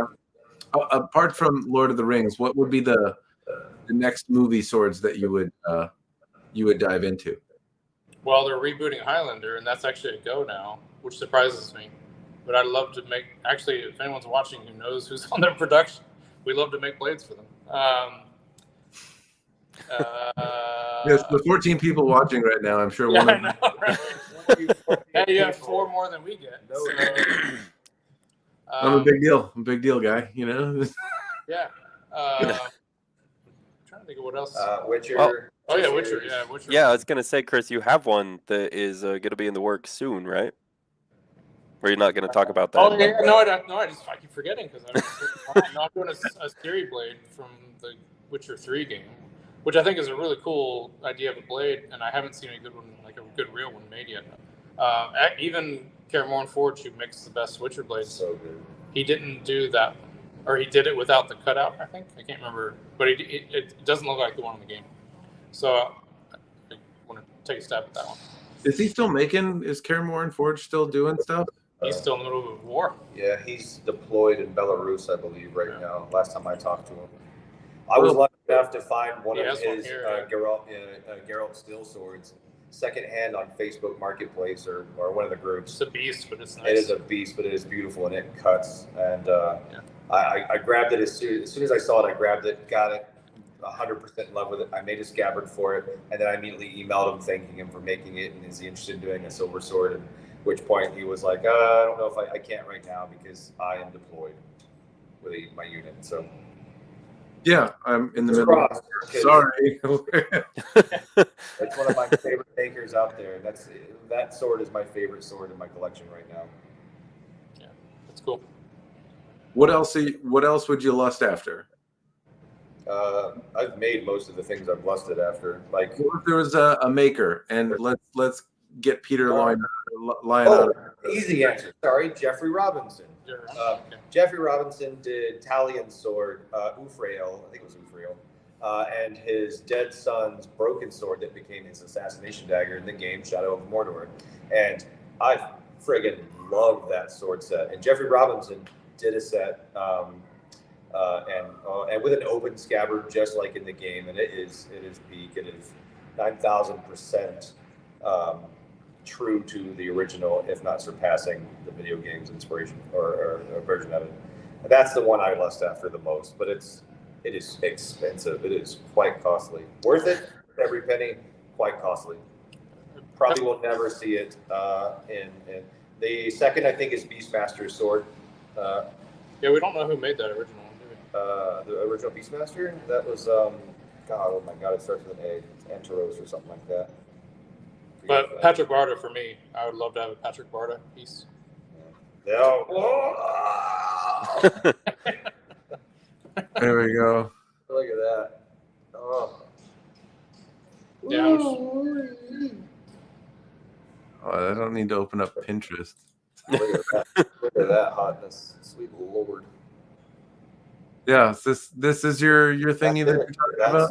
That's my precious. I think he can make that now, but He hasn't tried it yet. Yeah. So we're gonna try to get him to make that. That as well as Anduril, but mostly this got me into making broken swords. And for a while, when I was in the shop with Chris, I exclusively made quite a few broken swords because I didn't have to use peak materials, and it was a great way of practicing my grinds and hilts. And those things sell And so they quickly. sell like hotcakes. I've never. I make broken swords. I mean, I do it differently, but You're not selling them, so you should Yeah. sell. So, to give the product, I was going to. They've all sold out right away because they all come with their own backstory and personality and history, and people eat that shit up so hard. But what I was going to do was get a shadow box and hang it in there and do a bed of roses and a parchment of the story of how the sword failed its master in battle and led to his master's death, and use them as display pieces. But I've never been able to get to that point because they sell so fast. But you got to make that blade. Yeah, agreed. Yeah, you do. I really want to, but yeah. And then not sell it. Knowing the perfect one already exists is just so daunting. Well, put your own twist on it, right? Like, the Clooney, I love the Clooney. It's a really great Clooney, but I wanted a bronze one and I wanted the proportions a little bit bigger, so I made my own Clooney, and I love that sword. That's my second favorite sword in history right now, next to the Kyra Morton. And that one is Lust Fruit from Hell. I love it. Yeah. So for me, it'd be Patrick Barta, but I don't think I could justify a blade from him like ever, just because they're so expensive. I remember looking at the Temple Forge site when years ago, and like it had some money. It had the cost on it, I think, for a while, or at least some idea. I was like, oh, that's a lot, but that seems worth it. I don't think they're that price anymore, though. I'm pretty sure it cost. But and specifically a Spada, a Roman Spada from him, because he does some really cool ones. His Viking stuff looks absolutely nanners. And his rapiers too. His rapiers are insane. What I want from Patrick, that seems like a lot of fun, though. Haven't you had one before or no? No, I've never actually even held his work in person. So I'm very lucky to have a pretty sizable collection myself, but also people are pretty generous when I am nearby. Like, hey, come touch all my stuff, and I'm pretty happy to do that. So there's it is sexual. I mean it that way. No.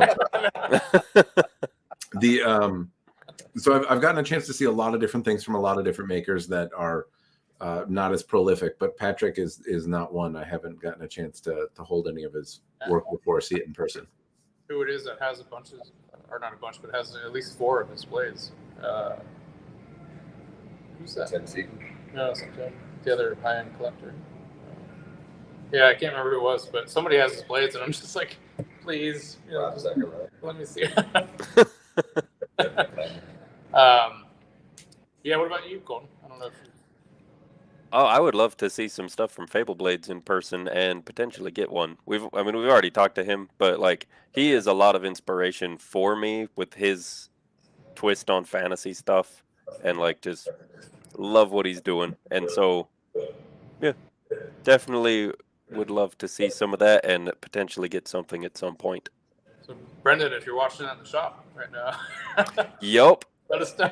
I'd like to add one. I would really like a Dragon Slayer by Michael Cthulhu. Oh yeah, he's from cool. Big Damn Swords. Looks like a smaller version of me, but with a lot more hair and personality. I don't think he's 6'1", but he makes some big giant swords, and he's just a really rad dude. He is, yeah. And I would love. I wish back when he had his show, and it was like $1,000 for one of his swords, and I wish I had the capital back then to just put down money and be like, I would love a Dragon Slayer that weighs a couple 100 pounds. Yes, please make that for me, because he does great work at a massive scale. And Peter Lyon just kicked off his new website again, so he's offering blades. Yeah. Obviously, Peter Lyon. Yeah. Get one from him directly now. That bag of rats, Phil Martin, has a Peter Lyon. He does, yeah. Yeah. And it is beautiful. Did you know that, Matt? That he has a Peter Lyon sword? Yeah, Peter Lyon Boromir blade. Boromir, yeah. No, I was not aware. I think I remember when it came up for sale, though. Yeah, he has cutting videos with it and everything, Yeah. and he did a whole video series with Peter Lyon about it. Yeah. And It would how did I surprise me not? if it was dull and made of aluminum and he still cut tatami mat with it. Oh, Absolutely. Yeah, absolutely. Yeah.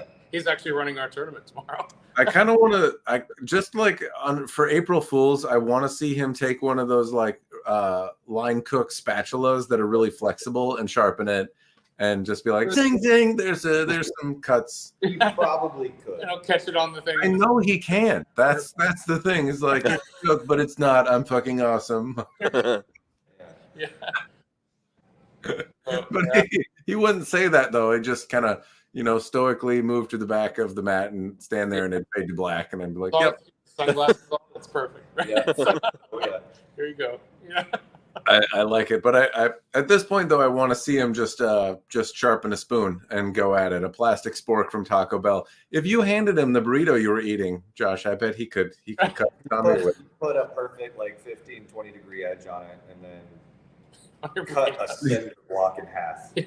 I want to say The man's basically anime personified. yeah. Didn't he do a video specifically cutting tatami with a dull rapier? I think he did. Is it? I don't know. This would have been a while ago. But. I've seen the man cut double rolled tatami mat with a wet spaghetti noodle. Bill Brasky. Yeah. Phil, he invented November, taught me how to be a man.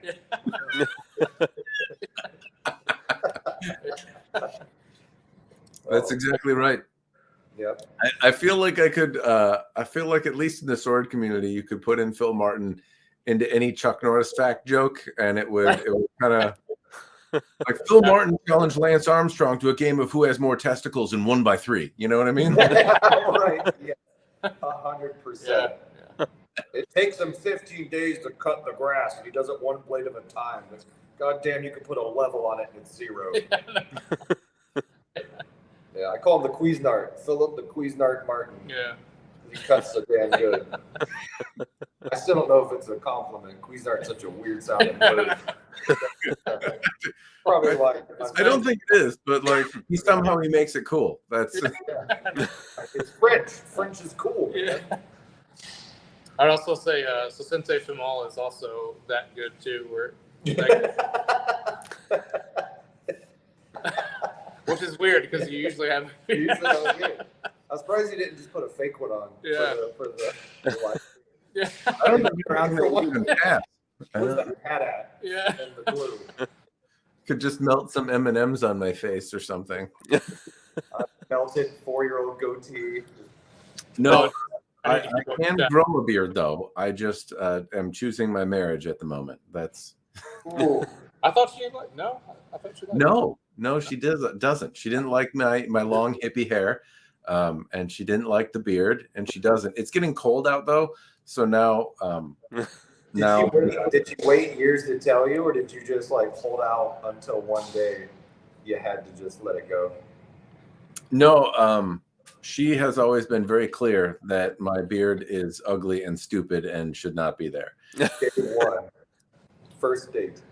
Yep, and so so I would say for the first several years of marriage, I did not grow much of a beard, but then it's cold, and also my wife is from Russia, and I met her in Russia, and we were nicer, we were more friendly with them at the moment, so we were more friendly with Russia at the time.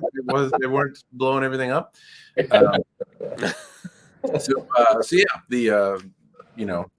When it was cold there, though, still I would grow a beard because it gets real cold. And I live in the cold where it's 20 below, and I like to be outside. So beards help with that. Right? Shield your face from the. That's what I tell her anyway. It's true. I don't think I've ever had mine this long. Oh, you look good, man. Thank you. Yeah. I was gonna say something.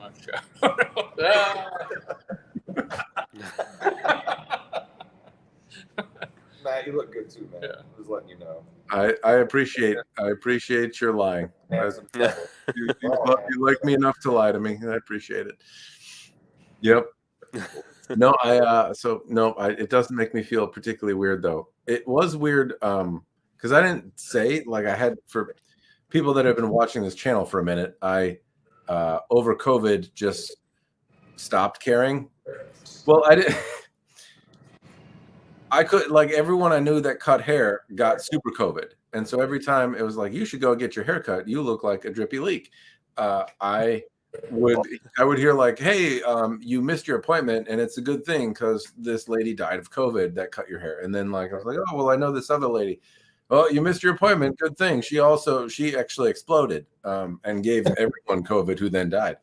And so it was like, just over and over and over again, I was seeing all these hair folks that were like, yeah, super COVID. So I didn't. And I grew a big, long beard and long hippie hair. But then when I cut it off, I didn't say anything. And they just showed up to work. And they were like, what the? Who are you? Security. It was weird. My kid like didn't know me. My son was like,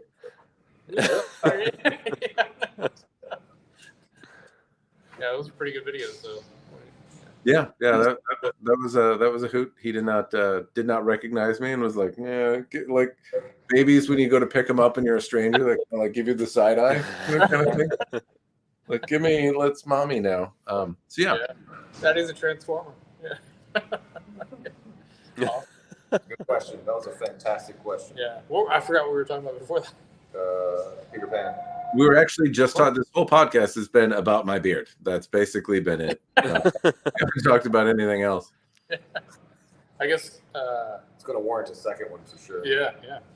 I don't think we're completed. Yeah, we got a few more topics to cover about my beard. Oh, there's some good chat questions. There's a lot. I've been behind on the chat here. This is not so bad with chat. I think people have just resigned to me sucking at it, I think, and aren't asking a lot of questions, which is About a $1,000 katana though. Oh shit. There we go. I think I found it. Looking to spend about $1,000 on a katana. I want it to be more on the durable side, between 30 and 31-inch blade. Any recommendations? It's gonna be hard to find, right, at that length. Yes, it is. Doesn't who's the? This is the Chinese company that's not with Cass. Right. Well, I can't remember the name, but they make like a 32-inch one. So there's a few of them. There's the Dynasty Forge, you said? Want to do a 1060 one? I think that would probably be decent. Yeah, there's the Dynasty Forge. I don't know if they're still doing it, but they had an O-Katana for a while that was in that range. So does Cold Steel and Ronin Katana all have one. They are heavy. Oh, are they? Who's making Cold Steel's one now? Is it Hondo? Is it Dynasty Forge? Nobody says for sure, but kind of yes, it seems like that. Looks like it. And I think that's who makes Dynasty Forges as well. So they are also kind of on the stout side, and if that's what you're looking for, they are durable. Dragon King makes the Winter Sun, and I've had two examples of those, and they've both been over 30 inches. They're a little more nimble. They're pretty narrow blades. I'd say the Wind and Thunder, right? That's my favorite at that length. So I have one. So that's 30 inches though, isn't it? Mine's 31, but I know mine is longer than normal. Okay. Yeah, the Wind and Thunder, then that's one of the few I don't get to play with very often.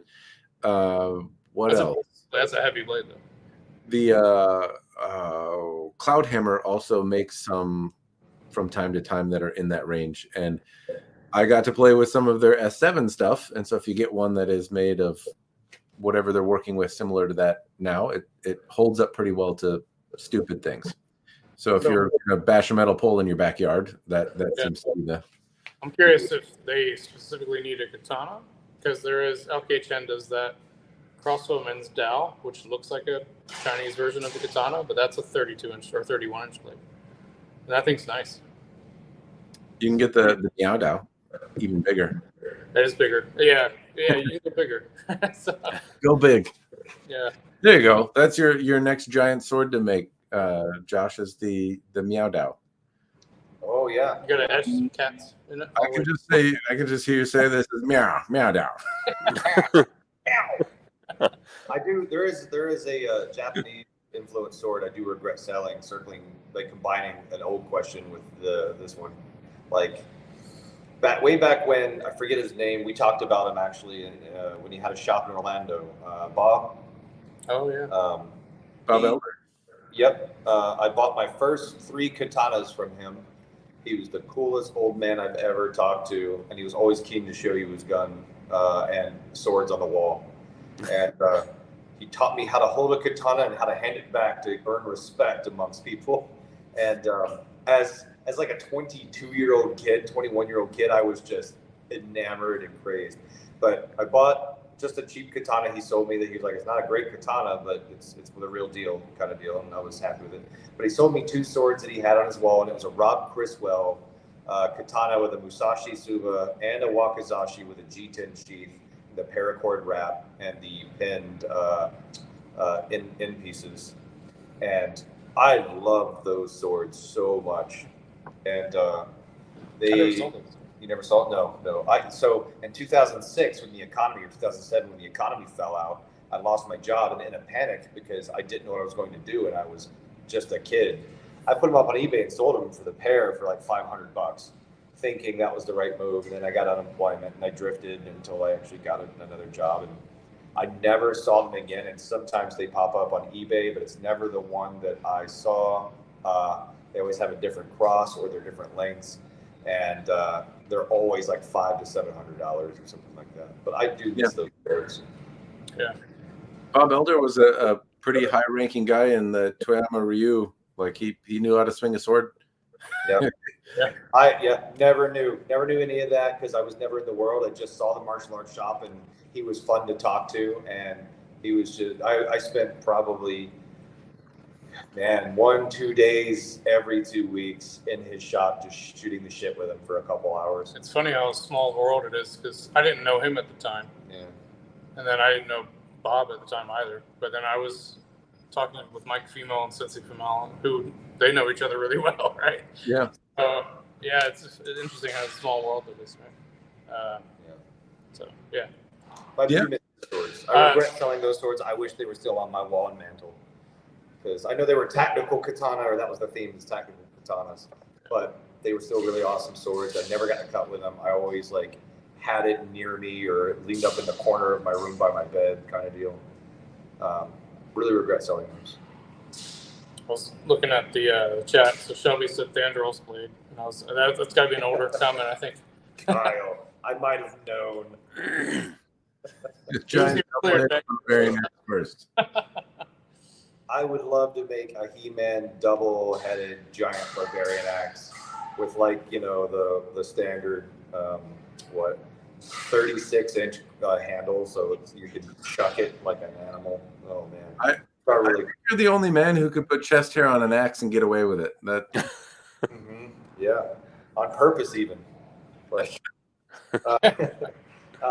There is a couple people. I've not seen a lot of double-headed large axes that actually look decent.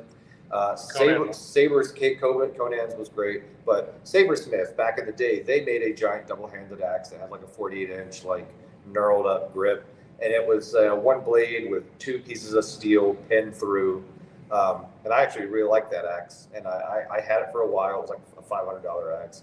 I see you shaking your head. I was at the Renaissance Fair. I was young. I didn't know any better about anything, and I cut it down to be my He-Man axe, and then I sold that too. I can't seem to. In the back of my mind, I've wanted to make a video about the blades of the Renaissance Festival, at least the one local to Minnesota, because it's pretty much most renters. That's a spot that was the first place I got to really see real swords that I can remember. And I can never get one from each vendor in my collection at once. Because I trade and sell, and even so I have a blade right now, and I don't have one from Badger Blades, but I did for a while, and I was missing something from Starfire. Yeah. And they come up for sale from time to time, but usually they go for more than I want to spend on them. Yeah. Well, now I just found one from Starfire, but somebody was like, "Hey, will you sell this Badger Blades?" And I was like, "Well, I'm probably never going to make this fucking video, so sure, I'll sell it." And I'm like, God damn it. BKS should be in there too, but BKS does such a wide range of pieces. BKS doesn't, like, every now and again they have they have a presence there now. They didn't when I was a kid though, but they are in the same booth as like the Starfire blade and stuff. I think it's like out of Legacy. That's Legacy Forge. That's our friend Paul who runs that. Yeah. Did you buy that goose quill down? No, he wanted to, but it sold before he got it. That's right. Yeah. But he actually the last time I went to the Minnesota Renaissance Festival, one of Ilya's blades was there, and it had a big longsword with a bunch of like elaborate handle work and stuff. And was that the Blade Show one? No, it wasn't the one he won Blade Show with, but it was like, I think, the predecessor to that. Oh. Or at least one that looked a lot like it. It was certainly inspired by it. And I asked to see it, and they were like, no. And I was like, all right. Oh, was it in a glass case? Yeah, it was in a glass case, and I was like, can I see it? And they were like, no. Yeah, probably $15,000 blade. I was like, I don't meet the sword connoisseur, I don't meet the thresholds. Yeah. Oh, yeah. They've had to fight an army of people worse than you off that entire day. Yeah, probably. Kids just like, yeah, I know. Breathing on all the blades as heavily as they can. Yeah. Gross. It's totally fine. Nobody owes me anything. I just thought it was funny. I was like, but like, but like, I'm the guy that you would want to just let see it. Like, I have money. I make bad decisions with it, specifically related to swords. Yeah. I think my first sword experience wasn't Renaissance Fair. It was a place called Keller's Flea Market in Savannah, Georgia. And it was a massive flea market. And they had the worst Chinese-made 440 stainless. The ninja sword that almost has like a shuriken for the tsuba. It's all like straight parallel. It's got a sticker of red or yellow or orange down the grip with the black wrap around it showing that through. And then the red tassel on the back end. Ooh, classy. They are super. They were $20 for a katana, and I lost my shit. I bought one. I tried to chop a lipstick container on the ground, and it snapped in half. And then I retired from collecting Japanese swords at that point. I think I have a kind of an interesting first thing. So my first experience with the sword was actually a Lung Chuang sword, but for the Chinese Kung Fu students. Like it's a very well made distal tapered, traditional looking Chinese Dao. And that was my first sword. And because we thought all swords were crap at that time, we thought it was crap. But I look back like, man, I wish I would have kept that sword because it was actually well made and it was cool. Like, it was a really nicely done piece. I think the first sword I had was something from Toledo, Spain, that my uncle gave me. That's most people's first experience. Yeah, right? But it was like I don't even think it had a tang. I think it just had little, like compression around the base of the blade. That the handle was just compressed on, like an inch into the blade. Yeah. I think that was the first one. It took most of my really early collection, because that, as most people that collect things do, like my sword collection initially occupied a place of honor in the back corner of a closet, right? And then it grew, and my wife was like, yeah, get rid of some of this shit, right? And I was like, okay, the stuff that isn't functional, that is outside the taste that I have today, I took it all in one big box and gave it to my brother, shipped it to him out of state. And I don't know, he like threw it down a well or something. I don't know what he did with it. But like, here's your collection to start now, brother. I kind of wish that I had kept some of particularly like the first, that first sword that I got. I wish I'd held on to that. The other one that I wish I held on to was the first like quasi-functional blade that I had, which was a ninja sword. But it was quasi-functional. Big secondary bevel on it. It was stainless steel, but it didn't explode in my face. It actually held up pretty well to doing dumb stuff, which I did a lot of. Yeah. I kind of wish I had hung on to it, but I did not. I sent all of it in a big box, and it's no idea where it is now. But and now I have a pile. Like, now they're all in a closet, and my wife has given up. She's like, just whatever, do whatever. Just don't ever play World of Warcraft again. Fine, like. You're at your. So I haven't seen the new place though. Do you have a new whole setup, like a whole room setup?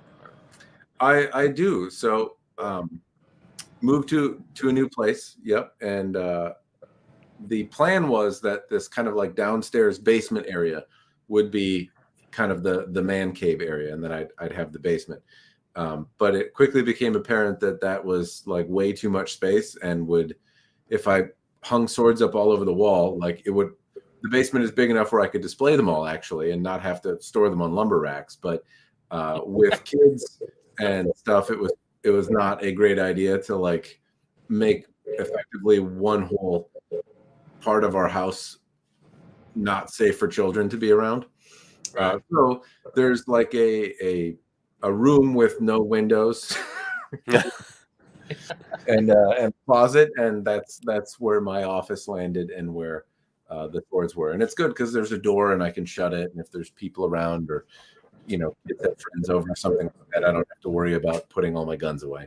Yeah, I mean swords. It's a whole different conversation. Do you see the images of those cabinets I'm working on for mine? Yeah, I did. You're making some pretty sword cabinets. Yeah. How's it working out? So I have to finish. I've been so busy making stuff for this show and for our big medieval fair coming up. I haven't finished it yet. So I have the LED lighting to finish, and then they'll be done. Other than that, they look great. And then I have a whole vlog that I'll have on how I built those. So. Josh, Colton, do either of you have displays that you put your swords in, or is it just no, I make it and then I sell it? Yep. I've got that one. I have a rack I made a while ago, like a movie prop rack that has a spear holding peg and a bow holding peg and a quiver holding peg and all that good stuff that I keep all my swords on. And every so often, it's got room for 16 swords, but there's enough to put another 16 between them.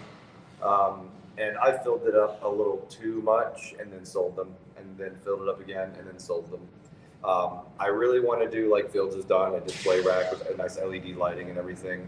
I always run into the problem of I think I'm going to move in 6 months or a year, or I think I'm going to buy a house. So I don't want to hang them up just to tear up drywall and then take them down again and then put all the. That's why the cabinets are nice. Yeah. Plus, you can lock the cabinets. So for kids' idea, that's what I was thinking. They also they're not hard to get rid of. There's a lack of the cabinets. Nice displays for swords. Yeah. And so I at least with the random displays that I've made over the course of years, I've always found a place to get rid of it. Though recently I was making them for a while because there wasn't anyone that would make a sword rack that would hold enough of them. And wood and stain and all that kind of stuff was expensive. So there's a woodworking place called Enzo Workshop that actually makes some that hold quite a lot and display them reasonably well. But they make it and it's done and better than I could do for less than the materials I could buy to do it myself. Right. So, exactly. Okay, I guess I won't chew off. Last time I got in the spindle sander, I got my fingernail a little too close, and I'm like, all right, that's neat. So I guess I'm just not going to do that again. But then the collection grew to a size, and now I was looking for things to do it tastefully, and I couldn't find them. So I put up lumber racks. I saw a video on that. That's pretty crazy. Now I store them on lumber racks like a classy bitch. Out here, they're on display a little nicer, in my. You like horizontal or vertical better? Well, for katana, I like them horizontal. That's generally how they're displayed. But I guess it also, I don't know, vertical. If I stored them vertically, it'd be easier for my kiddo to grab. I have one vertical stand. But also if you stored them, I find that they would wear the scabbard out a little bit, or weird stuff tends to happen with the tensioning in the mouth if you store them weird. So for example, if I store the handle and put the weight on the handle, then for some reason it starts to gradually press on the Koiguchi area of the sword, and it wears out, or it doesn't have the same tension if I leave it there for a few years, which is often what happens, right? So storing them horizontally, I don't have that problem develop. Vertically, kids can grab them, but also depending on the way you store them, the same kind of thing, like just weight pushes in an area that maybe it's not supposed to and wear stuff out prematurely. But with European swords, I always like the fan display where they, kind of lean and in what looks like a big metal fan full of swords. Yes, I like that as well. I always thought that was kind of cool, because then you can go up and be like, I want to play with this one and that one.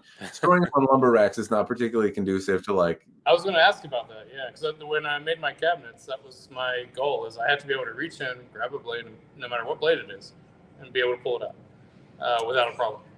And I saw the lumber racks, and I was like, how do you get to the bottom one there? So it's not great.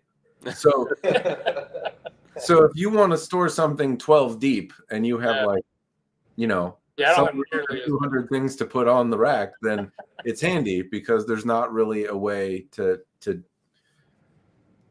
do that, at least not that I could find. So even though the one from Enzo Workshop, the rung has 3 on it, but because they're displayed and accessible, I could basically fit 24 swords on a wall, and that's 2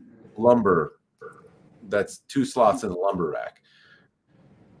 So you know how many you have right now? No, I know it's under 200, but I don't know exactly how many. I know what it's not, but I don't know what it is. But you have to bear in mind that when I buy stuff, not that it's been a little bit slow lately, but if a vendor sends me something, like they might send me between 3 and 5 things at a time, or sometimes more. I ask them not to, but sometimes there's more than that. If I buy things as well, every now and again I'll buy a collection. So the other day, I bought 5 or 6 swords off of somebody on Craigslist locally, and so I went and picked them up. And if you buy them 5 at a time, they kind of start to add up. Or when you yeah, so they're not always particularly expensive things, but they add up, and lumber racks were the only way that I could kind of keep them in a spot. But you keep your favorites more towards the front, I guess, or try to organize them. But what'll happen is I know the expensive ones are in one area, but then they're in sword bags, and I'm like, God damn it, where's that one? And I have to I had tags on them for a while, but that didn't work. They got caught on things. So yeah, it's definitely first world problems. Oh, boohoo for me and my awesome sword collection. It's hard to find the awesome sword you're looking for between all the awesome swords you have. It has to be you. Yeah, it's an awesome problem. Darn. Oh no, to get the one that I like, I have to hold several other awesome swords. Oh shit. It is distracting though, Chris, because there'll be times where I'm like, oh, I'm looking for this one. And then in the process of looking for it, I get distracted. I'm like, oh, this. And then I'm outside cutting stuff with it. And I was like, what the fuck was I supposed to be doing? Awesome. Oh, yes. Yeah. I hope, we need to get into the review thing. We keep talking about it, but we haven't done it yet. So. Yeah, hurry up. Yeah, we got some fun ideas. Do you see any odd conflicts being a maker of swords that you're then going to review other swords? No, because our reviews will not be at all worthwhile. No value added. We're just going to be goofing off.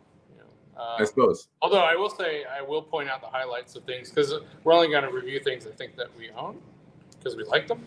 So that, I don't know. I mean, we're going to be talking probably about a lot of good stuff. Have you ever bought a sword that you knew was shitty? Oh yeah, multiple. You knew it would be shit. You got it anyway? Yeah. Oh yeah. Most original Highlander Marteau blades, right?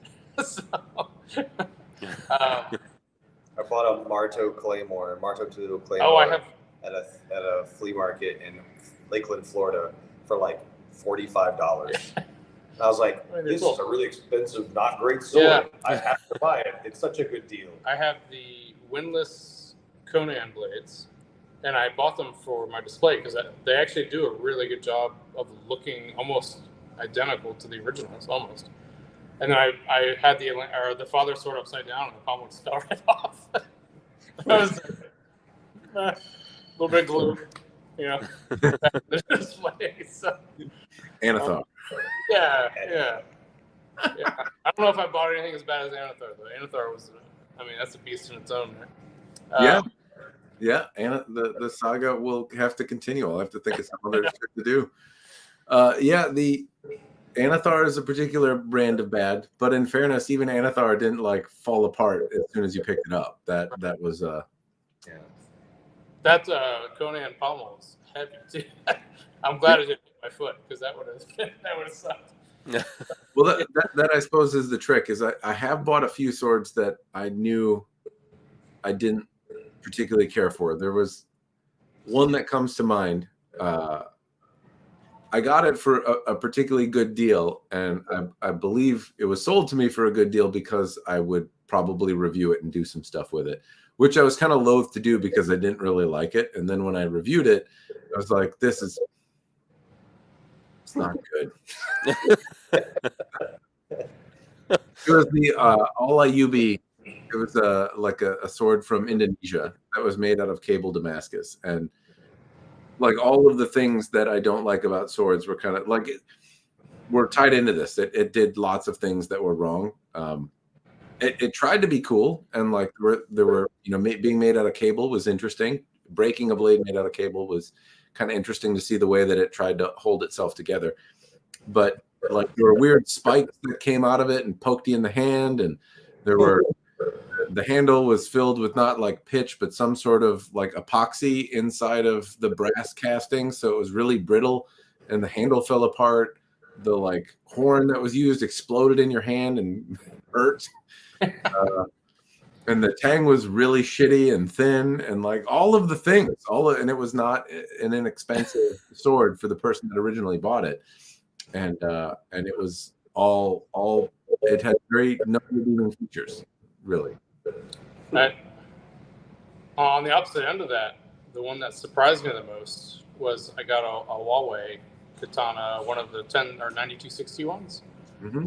That was amazing. Like it was $200, and I was like, "This is not a $200 sword. This should be like 3 times the cost of this." so yeah, that was pretty cool. One of those was in the 5 swords I recently bought. I can agree. Okay. They are very impressive swords if you can get them. Yeah, is it a 9260 one or is it a? Yeah, one of the through hardened 9260 ones. Yeah, things are they're great, absolutely great. So. They are great if you can get them. Yeah. It's one of those things. It's like when you go and buy a sword, they're not necessarily impulse buys, but do you want to wait a year to get a $200 sword? Right. Yeah. And so that's kind of the question. There's a bunch of people that value the work, that see the cool things that they're doing, but then it's a year, right? So that's why we stopped doing commissions. So we don't want you people backed up that long. I bought a pretty terrible sword a couple line. years ago. I don't know if it was Roman katana. It was Chinese made, and it was an identical replica of the Albion Danish greatsword with the very huge horseshoe grip, and it has all wood with like 5 sections of wire wraps nailed into the wooden grip. You also bought that Ritter steel thing. Oh, I did. Yeah. I bought the first one. And the guy was like, "I'm gonna give you a discount because the wood split." I thought it was Ronin Katana, but you said the keyword you said was like some kind of pitch inside of it. He was like, "Do you want it? Because you could use the blade to build a hilt and make a sword for Renaissance fairs." I was like, "Yeah, I guess I could do that. Yeah, I'll buy it from you." Yeah, was that right? And I went to clamp it down and went to take it apart, and it basically fell apart while I was trying to take it apart.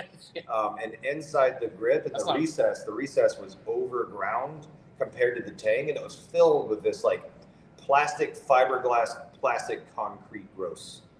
And then I disassembled it from there and then remade it. And then yes, I bought a Ritter steel that was like a Claymore or Zweihander It was a that had Zweihander. been in a thrift store in Utah for 27 pounds or something. 10 years. It was like 16, 18 pounds.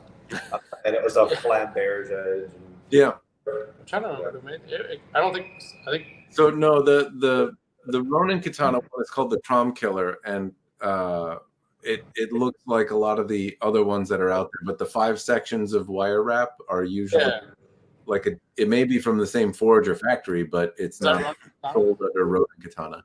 The Ronin katana, it was all wrapped in wire, and it wasn't a particularly like it was one piece of wire like coiled around so you can move it around and shit. Right, yeah. The Trom Killer. I have one of those.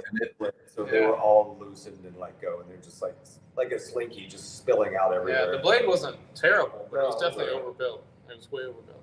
Yeah. I would imagine with a different hilt on it, and especially if you have some skill with a grinder, you could probably take out some of the excess and actually make something pretty decent.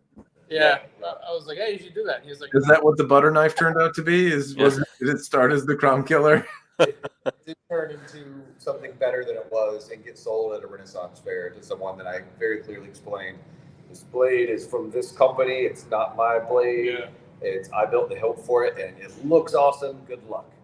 Yeah. You hilt stuff, Josh? Is that a thing that you used to be? Hilts were my jam. That's my favorite thing. I like doing it. I don't like grinding because I love making mistakes because I love learning from those mistakes. But grinding was such a daunting process at the beginning. I didn't like doing it because it took the longest. It was gross and made you sweaty and dirty, and it made my boogers black, and it was just not the most fun time. I liked hilts, so I would generally buy Hanwei, Kaz Hanwei, like replacement blades, or one of these guys would make blades, and I would just buy the bare blades from them, or I'd buy an Albion, or forever ago a Dark Sword Armory, and then I would just make hilts for them and push them out into the world. It's like I hiltsmith this, but lately I've been grinding my own blades a bit more and more, and kind of liking it a lot more. So I'm glad. What about you, Colton? Do you do any re-hilting or any other stuff, or do you like to do the whole shooting match? I like to do the whole thing. I have done a few re-hilts, but probably less than 5, something like that, maybe. Not a lot. I do know if you break your 440 stainless steel hot garbage wall hanger katana, you can send it to Chris and he can make it new again.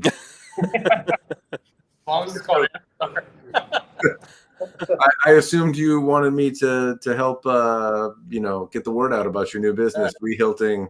Yeah. I actually just did not quite anywhere near that bad, but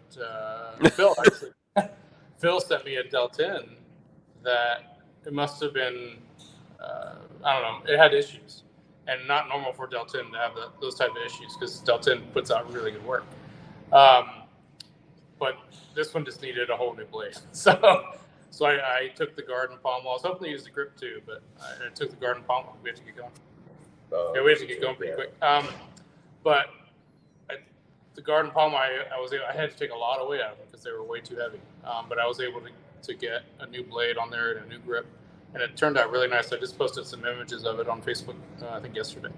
But yeah, it's not common that I do that. But yeah. No, so Chris, but maybe some re-hilting if it's a cool blade. Yeah. Did you use the Anathar, by the way? I have not. It's not yet time. When we get closer to April, I'll probably be inspired to. I'm wondering how long that thing will last, because that is not a great job. I don't know. I'll have to figure out what to do with it next, though. Like I thought it was over. Like I thought this was done, and then okay. I was like, all right, I guess that could be cool. And so now, whatever happens next, I don't know. So, Josh, are you ready? Or Colton, you ready to take on Anathar I think the return of Anathar is what needed and deserved from this world. It's going to unite everyone in this time of war. I think it'd be funny if you got it, Josh, and turned it into like some sort of orcish axe. Like you just put it on backwards and stick it on a stick, and you're like, I'm Axathar. Axathar. I would glue a wig to it for sure. Shit would get weird, but I would happily do it, my man.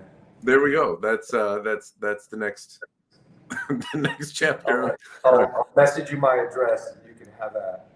Yeah, this is definitely probably his real chest hair. That is Definitely. I will make a well, I trimmed down because summer is ended. I have to get rid of my summer coat.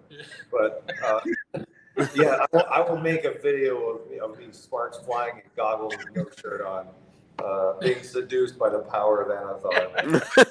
I can just see the video of it's like this grand industrial kind of exercise and forging, and then like just camera pans and you threw some glue. Spray painted silver metallic just over the top to hide whatever. Yep. I could definitely do that. That seems like we have the next. We might have spoiled it already. That's We somehow need to integrate your normal profession into that. Yep. I'm working on secrets as we speak. I can't Still talk. the star. Yeah. Yeah. I can't. I don't want to say it. I don't want to demonetize anyone. Yeah. And the dark tickler. Yeah. The mouth knife. Excellent. Well, I know you have to go, so I could continue throwing out weird innuendos, but I'm going to end it here, gentlemen. Thank you for joining me for this random ramble. Yeah. Thank you to the people who watched, and I'm sorry I started to chat, but I'm glad I didn't miss as many as I typically do. Yeah, so any more quick ones on there? I don't think so. I saw Glamdring falling apart once. Yeah, that's common. I saw that too many times. Yeah. United Cutlery one is it's not meant for use. Well. But I don't think we have any other things that I missed too much other than maybe somebody else insulting my beard. But thank you again. I hope we get a chance to do it again sometime. Yeah, definitely. We actually haven't done a sword talk in a while, so we need to jump on our sword talk podcast. So it'd be great to have you back on. We should do that, or we should gather for a Mystery Science Theater 3000 about specifically sword movies or movies involving swords. Sword movie Just trivia. drink and rip it to shreds.